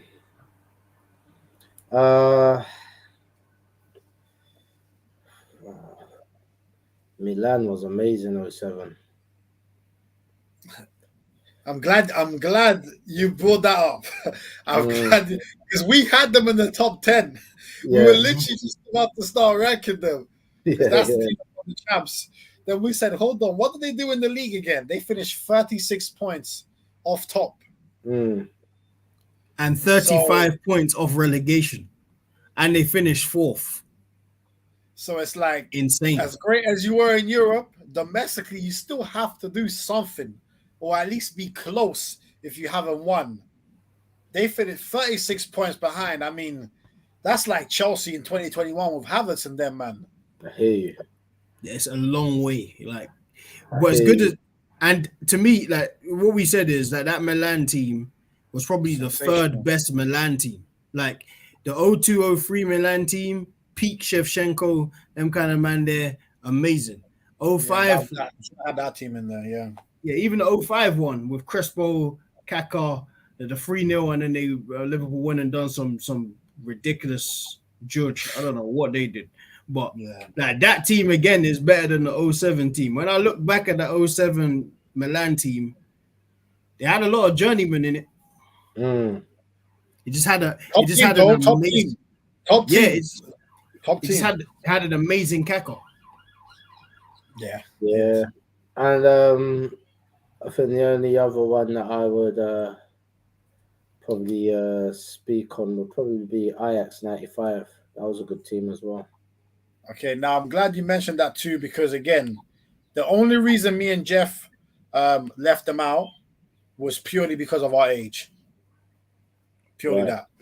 right. But we put them in there because they had to be there out of respect because of what they want and the football that they played. But because we were so young, we said it's unfair for us to rank them because we haven't properly watched them. You know what I mean? So that was the only reason why we left them out. Yeah, yeah. Even I was a young lad in '95. Yeah, do you know what I mean? Yeah, yeah. That's the only reason. Okay, okay. So really, we're doing more memorable ones that we can remember. Uh, that did it on the big stage, okay, and did it domestically as well as in Europe. Yeah, if there's teams that did it, were able to do it domestic in Europe, obviously they get brownie points because that showed you were dominant in both areas. But we're not just going to put you in there simply because of that, because you'll see there that the City team that just won the treble, they didn't make it because, if we're being honest, they weren't even the best version of City that any of us have seen. They just ended up winning it all. It's true. This time. And Do you to know what I be mean? honest, as a lot of people like to point out, is that really they won the Prem because, as they say, Arsenal bottled it. If Arsenal stayed consistent, then they wouldn't have even had a fighting chance at all. Yeah, so exactly. For me, it's hard to put a team top 10 best ever when in February we were all saying this might be one of the worst teams, City teams on the Pep. Mm. You know what I mean? It's tough to make such a transition from that to best team, top 10 team of all time in 4 months. So that's the one reason why we left them out. But yeah, all right. That Yeah. Chelsea 0405 though. I know they didn't win the Champions League or anything like that. But man, what a team. I mean, they were an unbelievable team. That team was sick. Amazing. They almost made it, you know. They were close. Made it. Okay, hold on. Let me give your thoughts on this because now we got another person. Rash, the treble-winning team of 1999. They should not be on this top 10. Please tell me. Listen. Come on. I don't think. Do it with me, bro. Do it with me. I don't think they had a convincing league performance in that year. Yeah. I don't think they had a convincing convincing opponent in the finals of the FA Cup. And I don't think, look, they clawed their way back in the Champions League final. They didn't have a great game.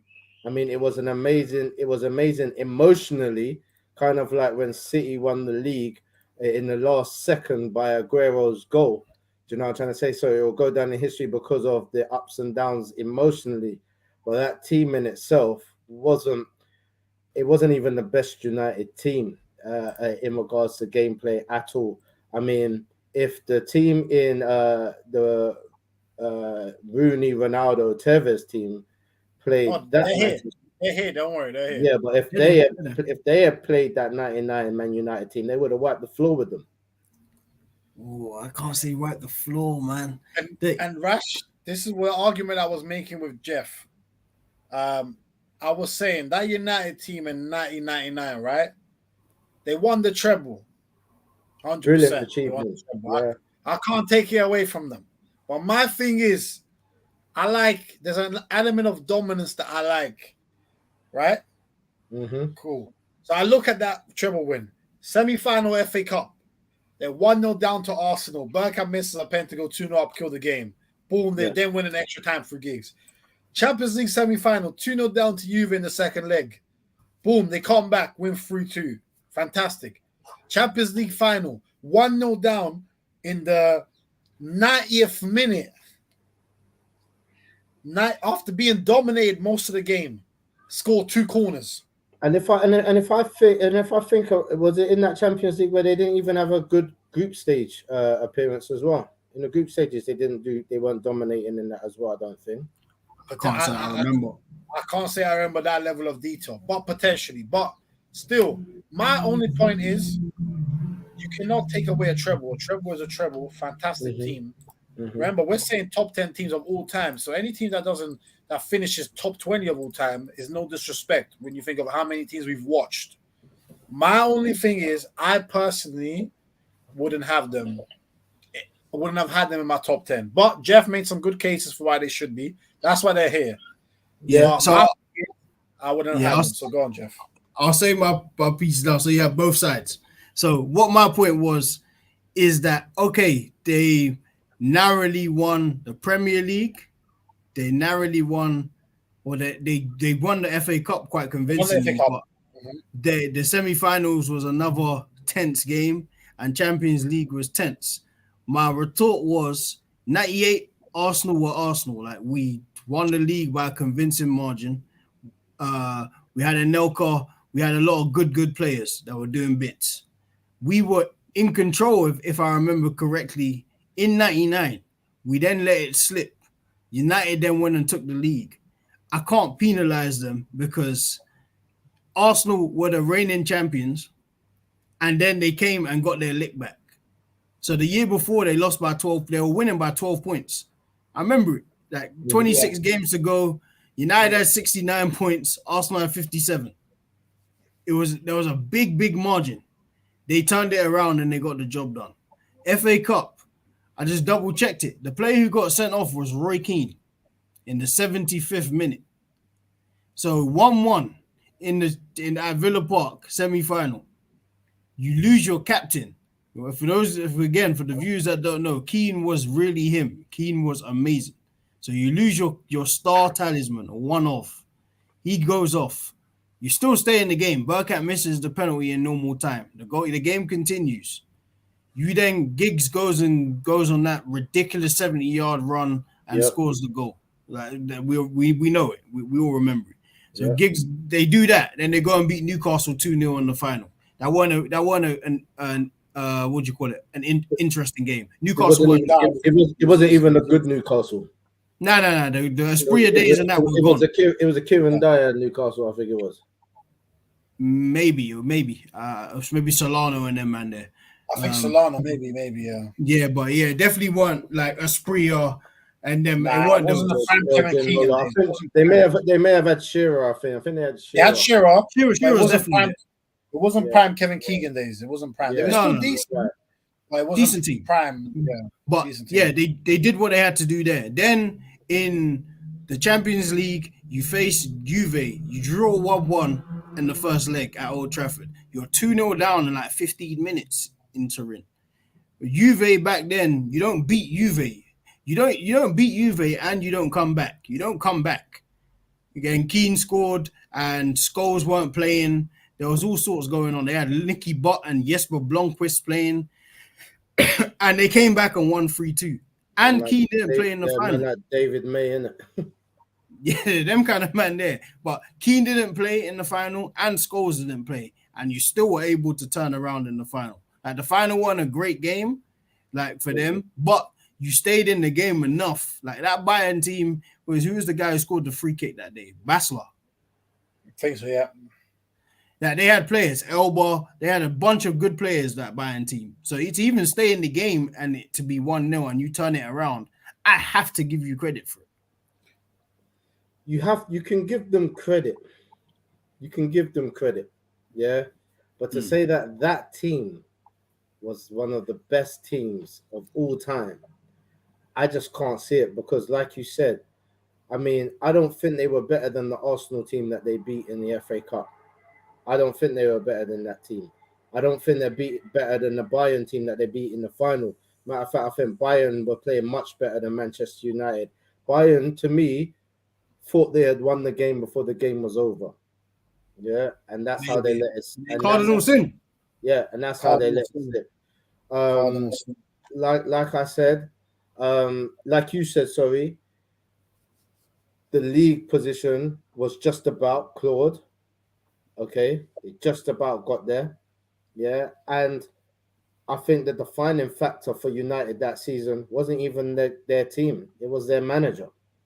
Okay, he knows how to get the best out of a team when they're down. As you said, they came from behind many times throughout that season to win games. That's good grit. That's good determination. That's fear of going back in the changing rooms and getting a rollicking from your manager. Do you know what I'm trying to say? But to say that they are like better than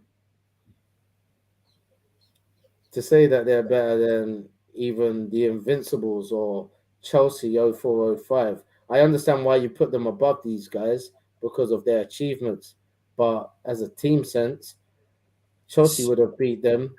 Arsenal Invincibles would have beaten them. But no, but This yeah, is where on the paper, dilemma, yeah. But yeah, on this is paper, where the yeah. dilemma comes in. Yeah, because Yeah, but on paper doesn't always matter because all right, Arsenal's Invincibles, we probably played some of the best football ever. Arsenal That Invincibles, if he was doing it by team, I'd probably put them up in the top 3. yeah, but the reality is when it came to top 3, Yeah, that's on high. just football, on just Yeah, football, Yeah, that's right. I didn't on start. just football, Yeah, I didn't start. on I just didn't football, start, we're up there. But this is the thing, like this is the best iteration of Arsenal 0304. To me, the best iteration of your club should it should be displayed on all facets. Then it shouldn't just be you That's won true. the league by 12 points and then you go to the Champions League. You play a team that you're demolishing in the league already, and then you lose.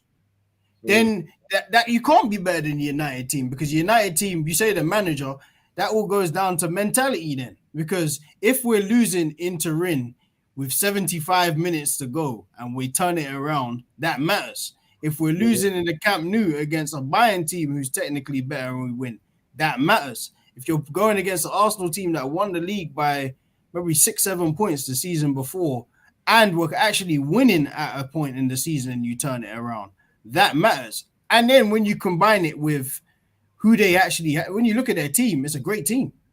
It's Giggs, Keane, Scholes, Beckham, Cole, York. And you That's know a what? devastating. Sheringham was in that team, though. Sheringham, Solskjaer. Solskjaer was in that team as well. Mm-hmm. And you know what? In the final in the Champions League, obviously they didn't play at their best, whatever. But we do have to remember Keane suspended, Paul Scholes injured. So obviously, if you're talking about some of these top teams, and now, for example, Barca, you take out Xavi and Iniesta for the Champions League final. Hell, maybe they don't even win at all. So that context does matter. That's why I am happy and comfortable to have them in the top 10 and to have them there because Jeff makes some great cases. Are there some of these, like you said, Rash? Do we believe that the 04 Chelsea team could beat United? Yeah, I do. I do think they can beat them. The Arsenal Invincibles, yeah, they can beat them. Man City 2019, they can beat them. But as Jeff has a case to make, when all these teams are so good, anyone really could beat anybody. The margins tend to be rather small. So that's why I think, obviously, because of the time, I think 8th, 9th, and 10th, I think we're good with where we are. Let me read some of the comments. Big up my guy Mo in the building. Hey, hope you're good, my brother, man. Saying if that Barca 2011 team ain't number 1, I'm unsubscribing, bro. You'll have to wait and see, man. You never know. You never know in life, man. There might be surprises. There might be surprises in life. You know what I'm saying? Ed saying, what am I hearing? I think that's when Rash said Arsenal top 3 footballing side ever. And I think he said, whoa. Mo said someone said Rash is drinking. Rash don't drink, my brother. Rash don't drink, my brother. Don't worry. Rash don't drink. And big up Shane in the building. Hope you're good, my bro. Saying we won the treble. How are we 9th? Bro, you're 9th. Look at the other City team that won the treble. They're not even in the top 10. So take what you can They weren't get, my even bro. considered. There's some top teams in here. There's some. Wait, Invincibles didn't even make the top 10. They're out. Yeah, I don't know. They're out, bro. What you heard, Oh Shane. yeah, sorry for anyone joining late. All the teams highlighted in yellow with the red wording were teams that were considered for the top 10 but eliminated from top 10 consideration. Teams in green are teams that we've ranked, as you can see, Inter 8th, United 9th, Madrid 2002 10th. and teams not highlighted are teams that we've yet to do because they're going to be in the top 7. All right, so that's kind of just in case it's a little bit confusing for people. So yeah, smash the likes anyway. Right, so let's do the 7th. No worries, Shane. Appreciate that, my bro. Love for tuning in, my guy. Come on, man. Be easy on us as well. Remember, it's subjective. So, don't kill us. All right, 7th. Let's do it one by one. Rash, who are you picking 7th?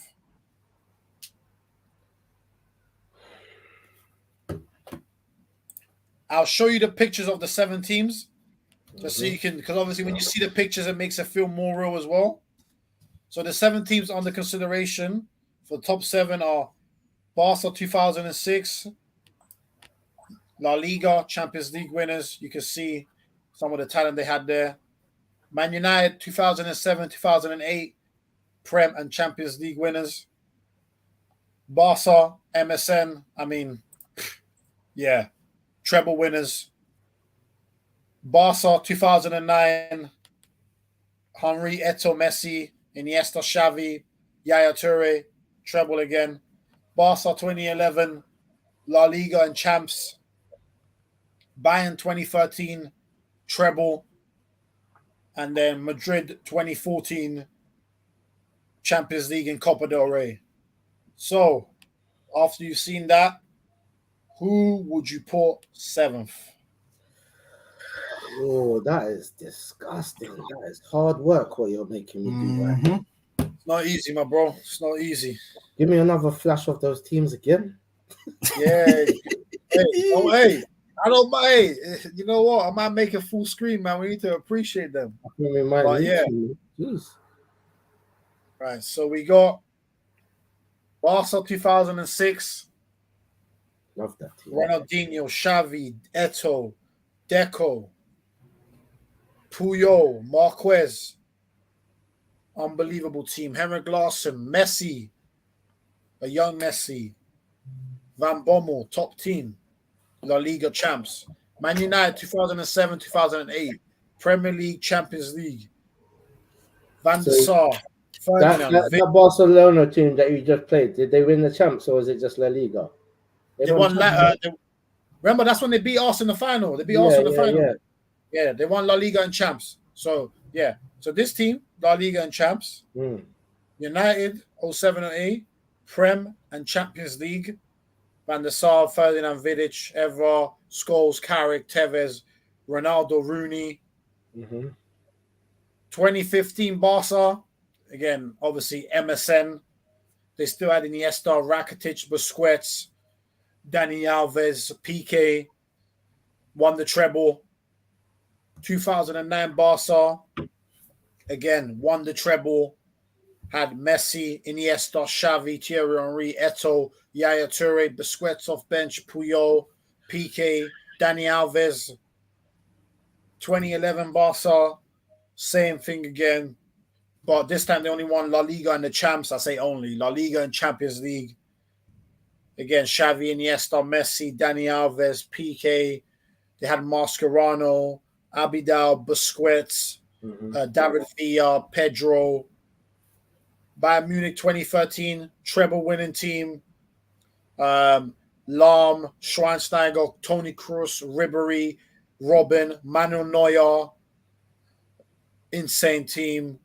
And then Madrid 2014 won Champions League and Copa del Rey. Again, Sergio Ramos, Pepe, Marcelo Contral, Xabi Alonso, Modric, Di Maria, Gareth Bale, Benzema, Higuain, and obviously Ronaldo. So that's the 7 teams. Oh, gosh.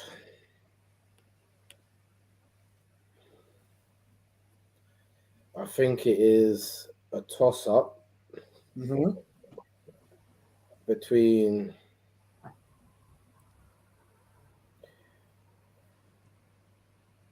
Madrid and oh gosh, what a team! Madrid and Munich.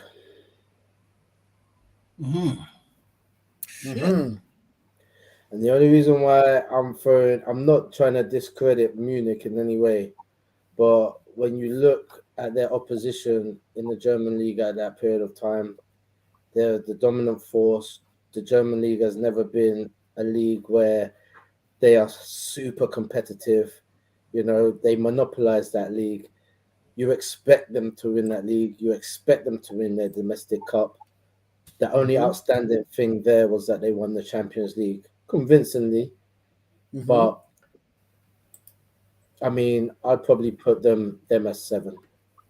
Okay. Now I'm glad you said that because I had in 7th either that Madrid team or Barca 2006.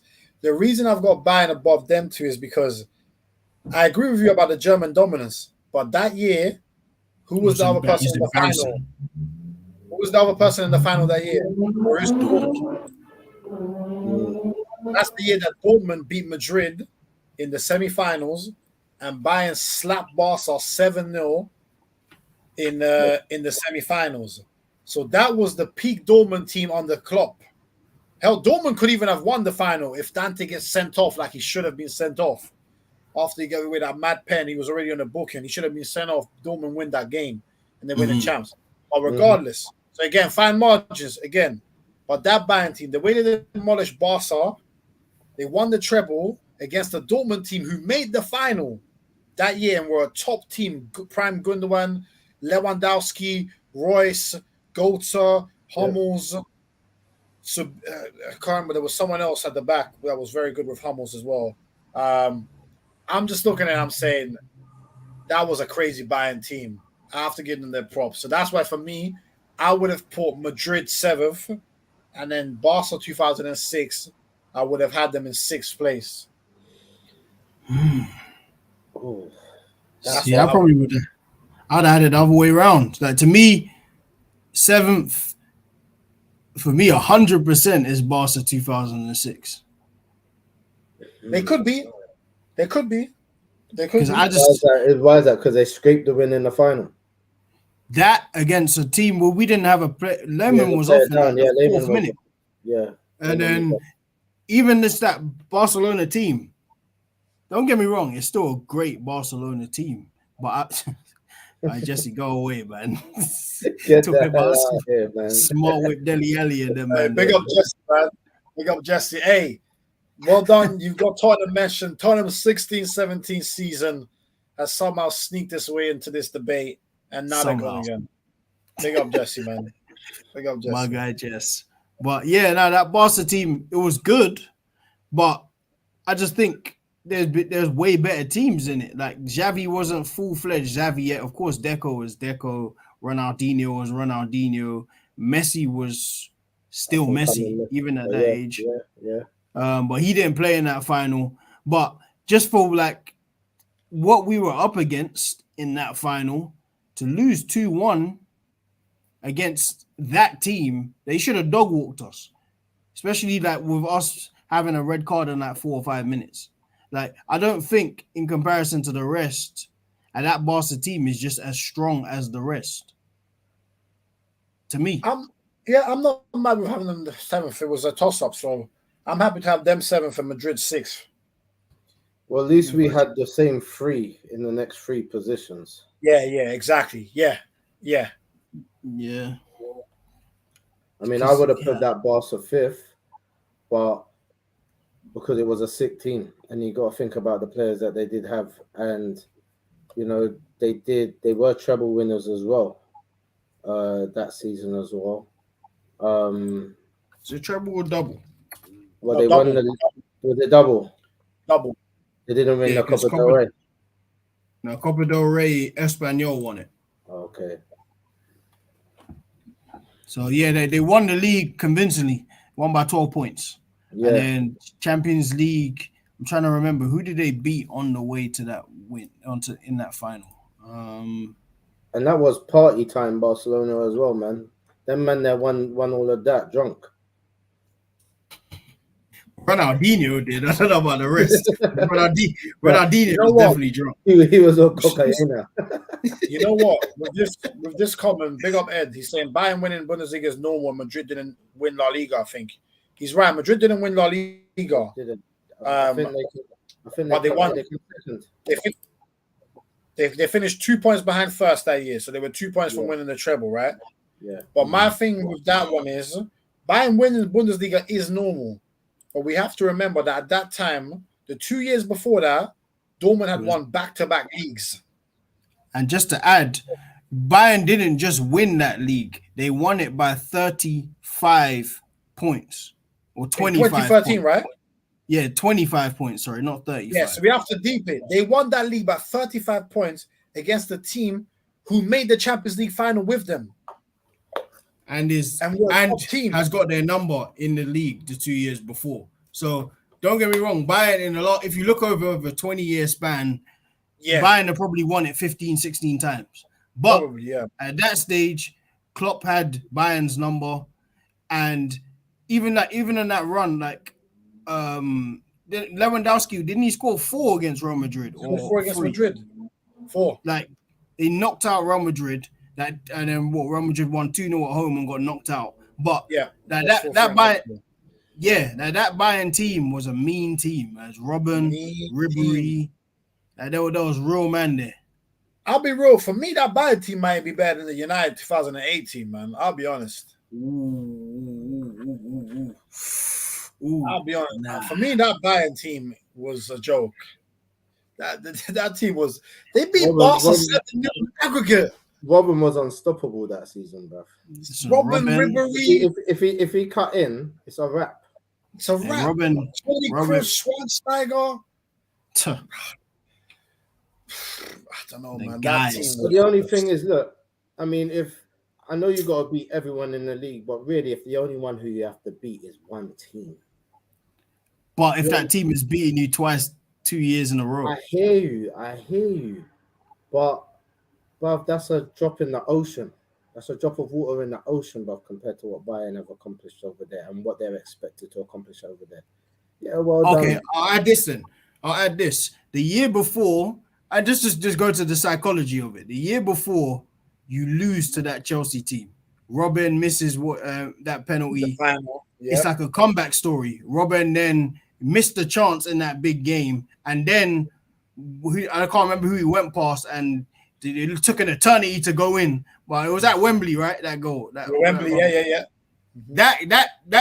That story is a great story. To lose the year before on penalties and then to come back the very next year and win, as well as trouncing your rivals in the league, it matters.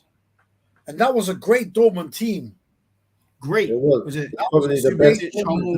It's probably the best Dortmund team still. Probably has to be. Götze, Lewandowski, Gundogan, like Hummels, like.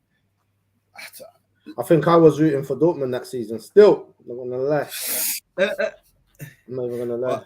All right, let's just read out. So I'll even read out the teams just so we have a clearer view of who they were playing. So this is the Dortmund team in 2013. Weidenfeller in goal, Piszczek right back, Subotic, Hummels centre backs, Schmelzer left back. Yeah. Sven Bender, Gundogan, Blaszczykowski, Royce, Grosskreutz, I hope I'm saying that right, and Lewandowski.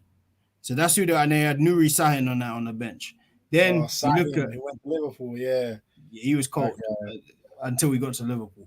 But then you look at Bayern's team: Neuer, Lahm, Boateng, Dante, Alaba, Javi Martinez, Schweinsteiger, Robben, Muller, Ribéry, Mandzukic. And where was Kroos? Kroos is that 2013. He wasn't there. So I don't know if he was injured because I think he moved to Real Madrid in 2013, if I'm not mistaken. Let me check. Because he won the treble with Bayern. He might have been injured, I think he was injured. Because I remember that year was Toni Kroos was playing that I think he was injured still. Injured. He was definitely because I remember that's the year that Kroos scored those 2 bangers against Arsenal at the Emirates in the quarterfinal. Kroos was bad man. Yeah, bro, that team is crazy, man. Crazy team. Crazy team. To me, How would have 7-6-5? I'll probably have Barcelona 7th. I mean, Madrid Barca, man, 6th. that Barca team was dope, bro. It was dope, but in I mean, they won the league, they won the Champions League. Yeah, they might not won the Copa del Rey, but they won the Super Copa, innit? I don't know. I think just the fact that Madrid won the champs and won the Copa del Rey, but Barca were able to win La Liga and champs. I'd probably put Madrid 7th, Barca 6th, and then we get into the top 5. Okay, I'm not mad at that. So I can compromise with that. If we do that, and then Barca 2005-06. Right, so let me rejig this order. So Madrid already there, and we need to bring Barca down. Have I done it? No, I haven't done it. Yeah, cool. Right.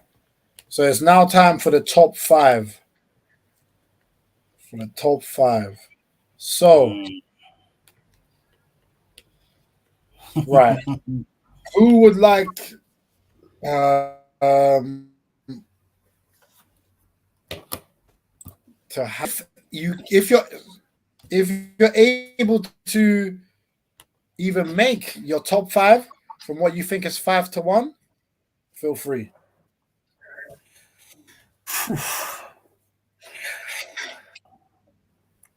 Well, okay. Yeah, this is tough. My God. So all right, 5th, I'd probably have Bayern 2013. Okay.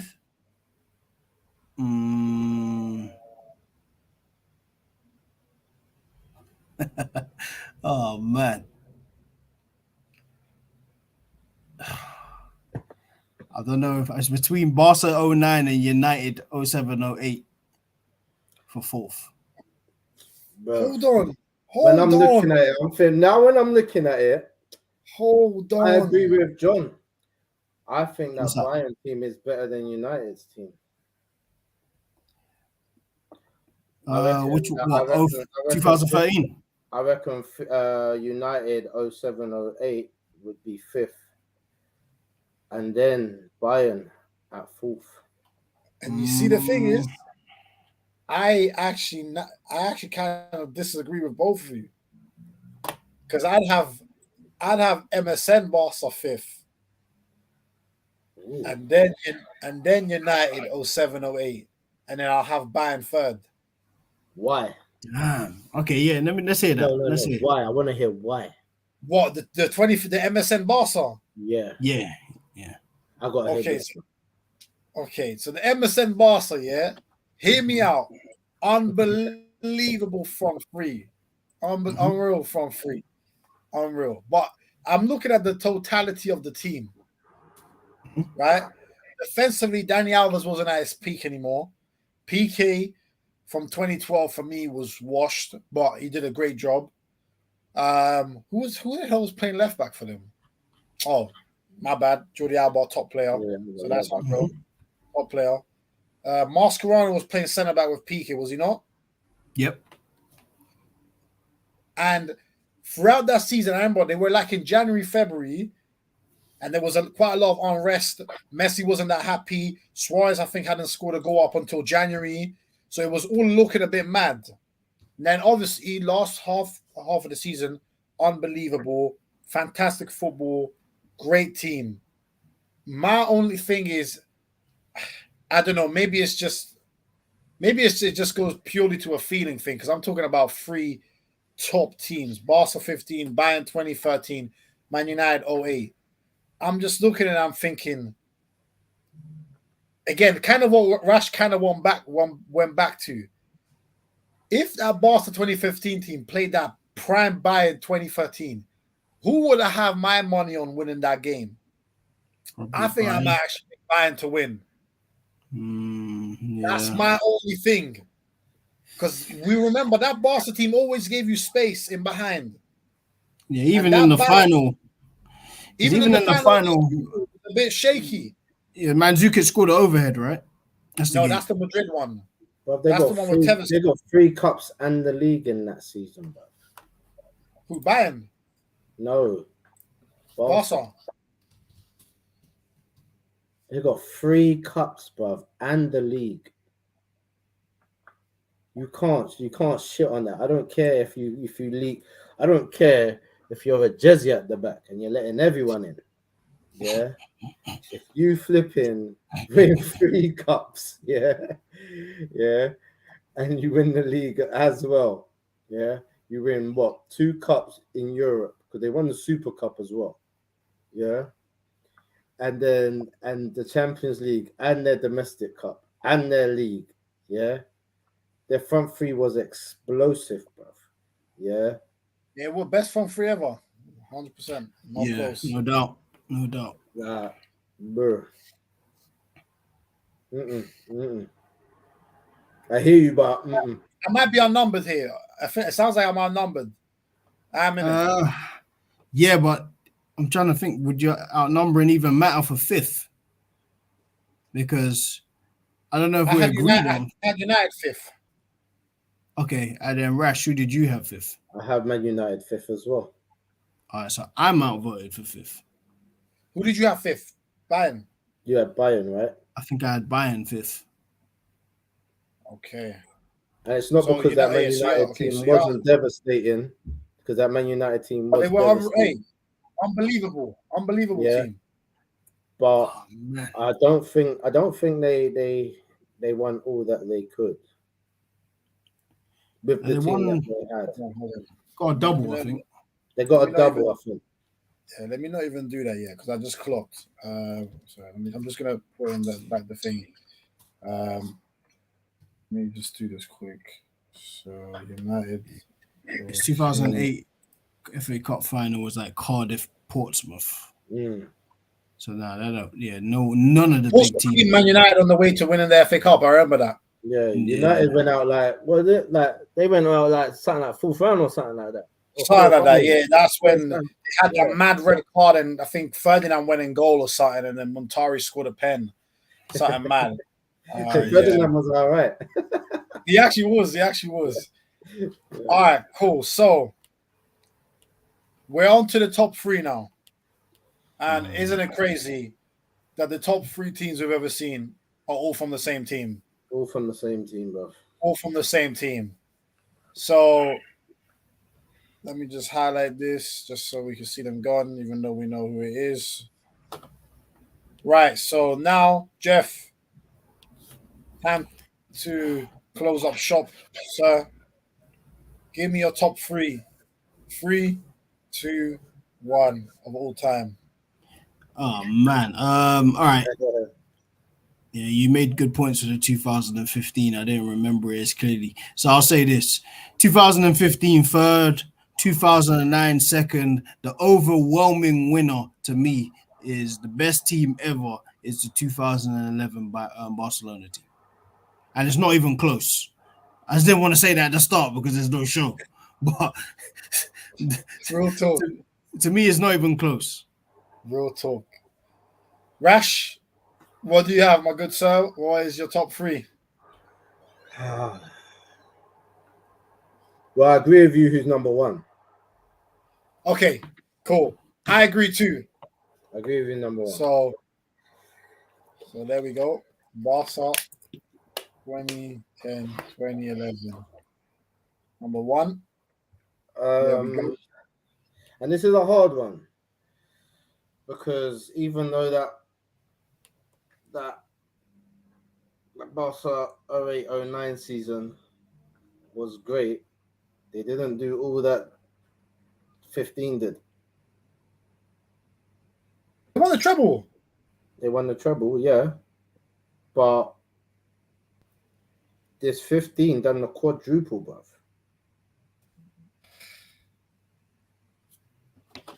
You know, the only thing is the Super Coppa is like the English version of the Community Shield. Oh, you're including that? Yeah, that's the Super Cup, the European Super Cup. Wait, how see could that- wait? How could they have won the European Super Cup? Nah, they can't. They couldn't have. Madrid won it in 2014. Hold on a second. Now remember, we're doing 2014 to 2015. Yeah. Yeah. Yeah. But then to be in it, you'd have to have won it from the year before. You can't then include the summer after. Yeah, you can't then include the summer after because that wouldn't make it fair. Let me do some research. I'm trying to remember. 2015, is that the one where Messi scored one of his best goals ever? The Copa del Rey one. Where he took on everyone from like the right hand side. Yeah. Okay, so there's that. The Liga they won it. 2015. Remember, it's only stuff in that season, not the season that's after. Yeah. 2014, 2015, yeah? Yeah. 2014, 2015, yeah? Yeah. Now, hold on. Oh, snap. You're right. They did win it. How? What did they win? They won the Super Cup in 2015. Because they were G. Oh, no, it's next season. It's in August. Yeah, that's the thing. Yeah, next season. The next season, yeah. That's the next season. So it doesn't count. Yeah. That season. Because that Barca team in 2009 not only won the Super Cup, they also then won the Club World Cup, and then they also won the Super Cup. So they actually won all 6 in 2001. If you overlap it, but it's only that one season. So it's basically treble. It's treble against treble. Treble against treble, yeah. So it's guess who done the treble better, I guess. Yeah, which one did you prefer? Yeah, pretty much what it comes down to. It's basically, what did you prefer? Yeah, yeah. I just want to say, just before you go, 4 Barca teams are in the top 6. That is nuts. That is crazy. Yeah. So if you're Bayern or United and who made the top 5, don't feel slighted because the 3 teams that are above you are, they're not normal. Yeah. I mean, I'm gonna have to compare squads now, man. Yeah. I can. The first 11. Let's do the first 11. First 11 of 08-09 was Valdez, Dani Alves, right back, Puyol, PK, Abidal. I think it was Abidal. It was Yaya Toure, Iniesta, Xavi in the middle, and it was Messi, Henry, Eto'o. Crazy. That was 09. 15 Barca was Valdez. No, was Ter Stegen, Dani Alves, PK Mascherano, Jordi Alba, Busquets, Rakitic, Iniesta, Messi, Neymar, Suarez. My God. Both joke teams, but I think the 09 team as an overall was better. To me, I'd agree. I'm just even like Juve made the final, but I'm trying to remember, did Juve even deserve to make that final? No, they were actually good. They beat Madrid in the semis. They were actually good. That was Pogba's last season, right? Yes. Or penultimate season. Yeah, penultimate. Yeah. No, they were good. They were very good, that Juve team. Very good. They won La Liga, Serie A and everything. They were a great team. Yeah. They had Pogba, Vidal, Pirlo, Tevez. Morata was good at that time. They had back 3 of Bazzagli, Bonucci, Chiellini. It was a top team. Top team. Buffon was still there. Yeah, it was a top team. Yeah, and Barca Barca did beat Bayern in the semis. The Pep Bayern, they beat them in the semi quite convincingly. I think it was like 5-2 or 3 on aggregate. But that Barca 09 team was just something else. That had Eto'o, Henry, and Messi, isn't it? Yeah, man. So Messi's headed goal with a prime Xavi and Iniesta, just coming off Euro 2008. You know what I mean? Eto'o was really Eto'o. Yeah. He was. Yaya Toure. Yaya was there as well. With Dani Alves at peak. That's not even the best Yaya. And Puyol was still there. Capo. Puyol was still there. Yeah, Messi scored the headed goal. Eto'o tore Vidic to shreds. Iniesta was running the show. Oh, man. They even had Goodson in that team, didn't they? On the bench, I think, Yeah, he was on the bench. Yeah, bench. Right. Ida Good Johnson. That was another great player. Great player, yeah. Yeah, all right, lad, you won me. You got me over still.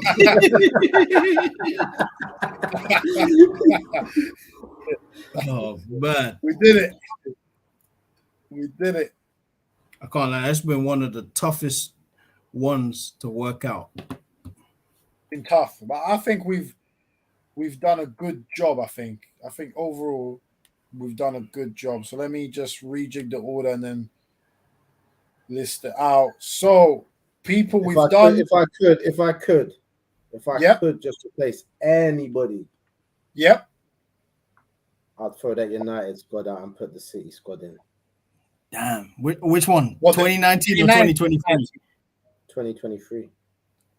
Yikes! For which United team? The 999. Hey, you know what? You know what? My God. I'm not saying I'm gonna do it. No, we're done. We're done now. We're done. I'm just saying. I'm just saying it's on my mind. It's on my mind. But you know what? United City team. This is specific. Now go on, bro. But you know what? This is more for TikTok. So we'll leave it out for TikTok. Rash is thinking that maybe you could have the United swap out the United treble winning for the City treble winning. Again, we'll leave it out to the comments. I'm sure everyone will have their thoughts on this top 10 list. There'll be a lot of disagreements. I think saying you know it. Let's just remember Arsenal never made the cut. Yeah, hey, Shane, bro, no need for that. Jesus. What's Arsenal got to do with this? Shane, you might not agree with our list completely, but you have to give it up to us. We've got 2 United teams in the top 10. You can't accuse us of bias. There's no other English team in there. And there's a City team that won the treble that got dismissed quite early on. So we're trying to be as fair as possible. That City team, I didn't even have them in my top 15. The 2023 one. I had them 14 for something, bro. So to be honest, I'm just poking bears, but yeah. It worked. It worked. Oh man. Saying top 10 chokes, Arsenal gotta be number 1. Oh, come on, man. What are we doing? That's another show. That's another show for another. I say this is racism, bro. That's another show for another day. But listen, let me list that. Let me do the top 10. So in 10th place came 2001, 2002 Real Madrid. 10th place, Zinedine Zidane, Casillas, Makelele, Raul. 10th place. 9th place, treble winning Man United team. Scholes, Gary Neville, Roy Keane, Schmeichel, York. Why'd you say Cole? Gary Neville, no fam? Yeah, you know what? Yeah, true. You're right. I said it's man got big yap in there. Yeah, man said Neville. Yeah. I think Wes Brown has 2. Yap Stam replaces Gary Neville. But yeah, 1999 treble winners. Oh my God, Wes Brown. 9th place. Yeah, I just know it's not 2. Yeah, mad. God knows who this guy is. But cool. Who is that? Who's that? Which one? Don't ask me this guy, this brother. That's my brother-in-law or something. Who's that? That's not Ronnie Johnson. Bro. Oh, wait. Is that left winger they had? That Greenwood guy? I don't know, but listen. 9th place, treble winning United. Big them up. Treble winners. 8th place, treble winning Inter Milan. Arguably Mourinho's biggest achievement. Cambiasso, Zanetti, Schneider, Maicon, Eto'o, Diego Milito, Lucio, Samuel. Great team. What Cordoba? What a team. Treble winners. 7th place, La Decima, Real Madrid. Copa del Rey Champions League. Bale, Ronaldo, Benzema, Higuain, Pepe, Sergio Ramos, Contral, Marcelo, Xabi Alonso, Modric. Come on. 6th place, 2006 Barcelona team. Ronaldinho, Deco, Eto'o, a young Xavi, young Iniesta, Puyol, a very young Messi. Unbelievable side, Champions League and La Liga winners. 5th place, 2007-2008 Man United, Van der Sar, Ferdinand, Vidic, Evra, Scholes, Carrick, Ronaldo. Giggs, Tevez, Rooney. Unbelievable team with Fergie in charge. Number 5. Number 4, treble winning Bayern Munich. And that's for the discussion we had when you watch it back. The team they beat in the final was the team in their own league who they finished 30 points clear of, Dortmund. Robin, Ribéry, Kroos, Schweinsteiger, Javi Martinez, Muller, Neuer, Hummels, Boateng, Alaba, Lam. Treble winners beat Barca 7-0 in aggregate in the semis. Unbelievable team. Third place, again, what a picture. Says it all. Third place for the Three Amigos, MSN. Greatest front three we've ever seen. They still had Iniesta. They still had Rakitic. They still had Busquets. They still had Dani Alves. What a team. Treble winners. 2014-15 Barca in third place. Second place, Barcelona 2009. The first rendition of the Pep team. Dani Alves, Puyol, Abidal, Yaya Toure, Busquets off the bench, Xavi in his prime, Iniesta in his prime, Eto'o when he was Eto'o, Messi and Thierry Henry. I mean, what a team. Treble winners. Unbelievable. And last but not least, we were all in unison agreement. We probably could have done this right at the beginning. But the 2011 Barca, we all remember the 5-0 game against Madrid when they beat them 5-0. Maybe arguably the best performance we've ever seen from a team in a single game. Won the La Liga, won the champs. Dani Alves again, PK, Abidal, Busquets, Xavi, Iniesta, Pedro, David Villa, and of course Messi when he was at the absolute peak of his unbelievable powers. Barcelona 2010-11, number 1 in our top 10 greatest teams of all time. That is the list. We'll be putting this up on TikTok. And yeah, you can see there that the teams that were eliminated from top 10 contention but were considered: Milan 1990, Ajax 1995, Arsenal 2004, Chelsea 04-05, Milan 06-07, Madrid 11-12, City 18-19, Liverpool 18-19, Bayern 19-20, and City most recently 22-23. All didn't quite make the cut for the top 10. Lads, it's been a tough show, but I think overall we've done a good job. I mean, I'd agree. Hopefully, I mean, we can't get sued for this one, can we? They'll find a way. They'll find a way. I don't know, man. I mean, I don't know, man. God surely knows. they're happy with this one. Gosh. Who knows? Ed saying, what, 15 Barca grade in 09, so you were leading more with Rash. Shane saying, I'm shocked AC Milan never made the cut. That Kaka team was mental. Bro, 100% agree. But again, that team was nuts, but in domestically, you can't be 30 points behind first. It's just, you just can't do it. But again, we had them in the top 10, but we took them out. And then big up Jamie in the building. Big up my guy Jamie saying United 08 team only second to the Barca team that beat them. Ooh, so you're saying they were second? Sheesh. So wait. Where's 2011 Barca? Yeah, okay, yeah. It's time to wrap up. Wrap up time. Nah, I'm gonna argue with him offline. Yeah, it's wrap up time. And we'll end it off on this comment from Shane. Great show today, boys. Appreciate you, my guy. Appreciate everybody that's tuning in. Obviously, as we mentioned at the beginning, all of the men that have been mad busy last month or so with work and life in general. That's why we haven't been able to bring you as consistent as we would. But we're back now at least once a week. Next week, the show is going to be in the studio. So that's going to be a whole lot of fun. Could be another debate. We could be talking transfers, but it's going to be a lit show. So make sure to look out for that. But yeah, RBT, we're back. Little tiny break, but we're back. And we just want to say thank you again, because in that time we were away, we still reached 400 subscribers on YouTube. So it says a lot. So we appreciate every single one of you 400 subscribers. Even those 10 of those might be Ed's hidden personality accounts. Ed's head of his personalities. But big up everyone. Really means a lot. And yeah, we'll be coming back with a show now every week, at least once once a week during the summer. We're in the studio next week. So yeah, we just want to big up everyone for the patience. Hope everyone is doing well. But yeah, we're gonna put out that list on TikTok and Instagram. We'll see what you all think. But RBT, we're never afraid to do these tough debates. Don't forget to smash the likes on your way out.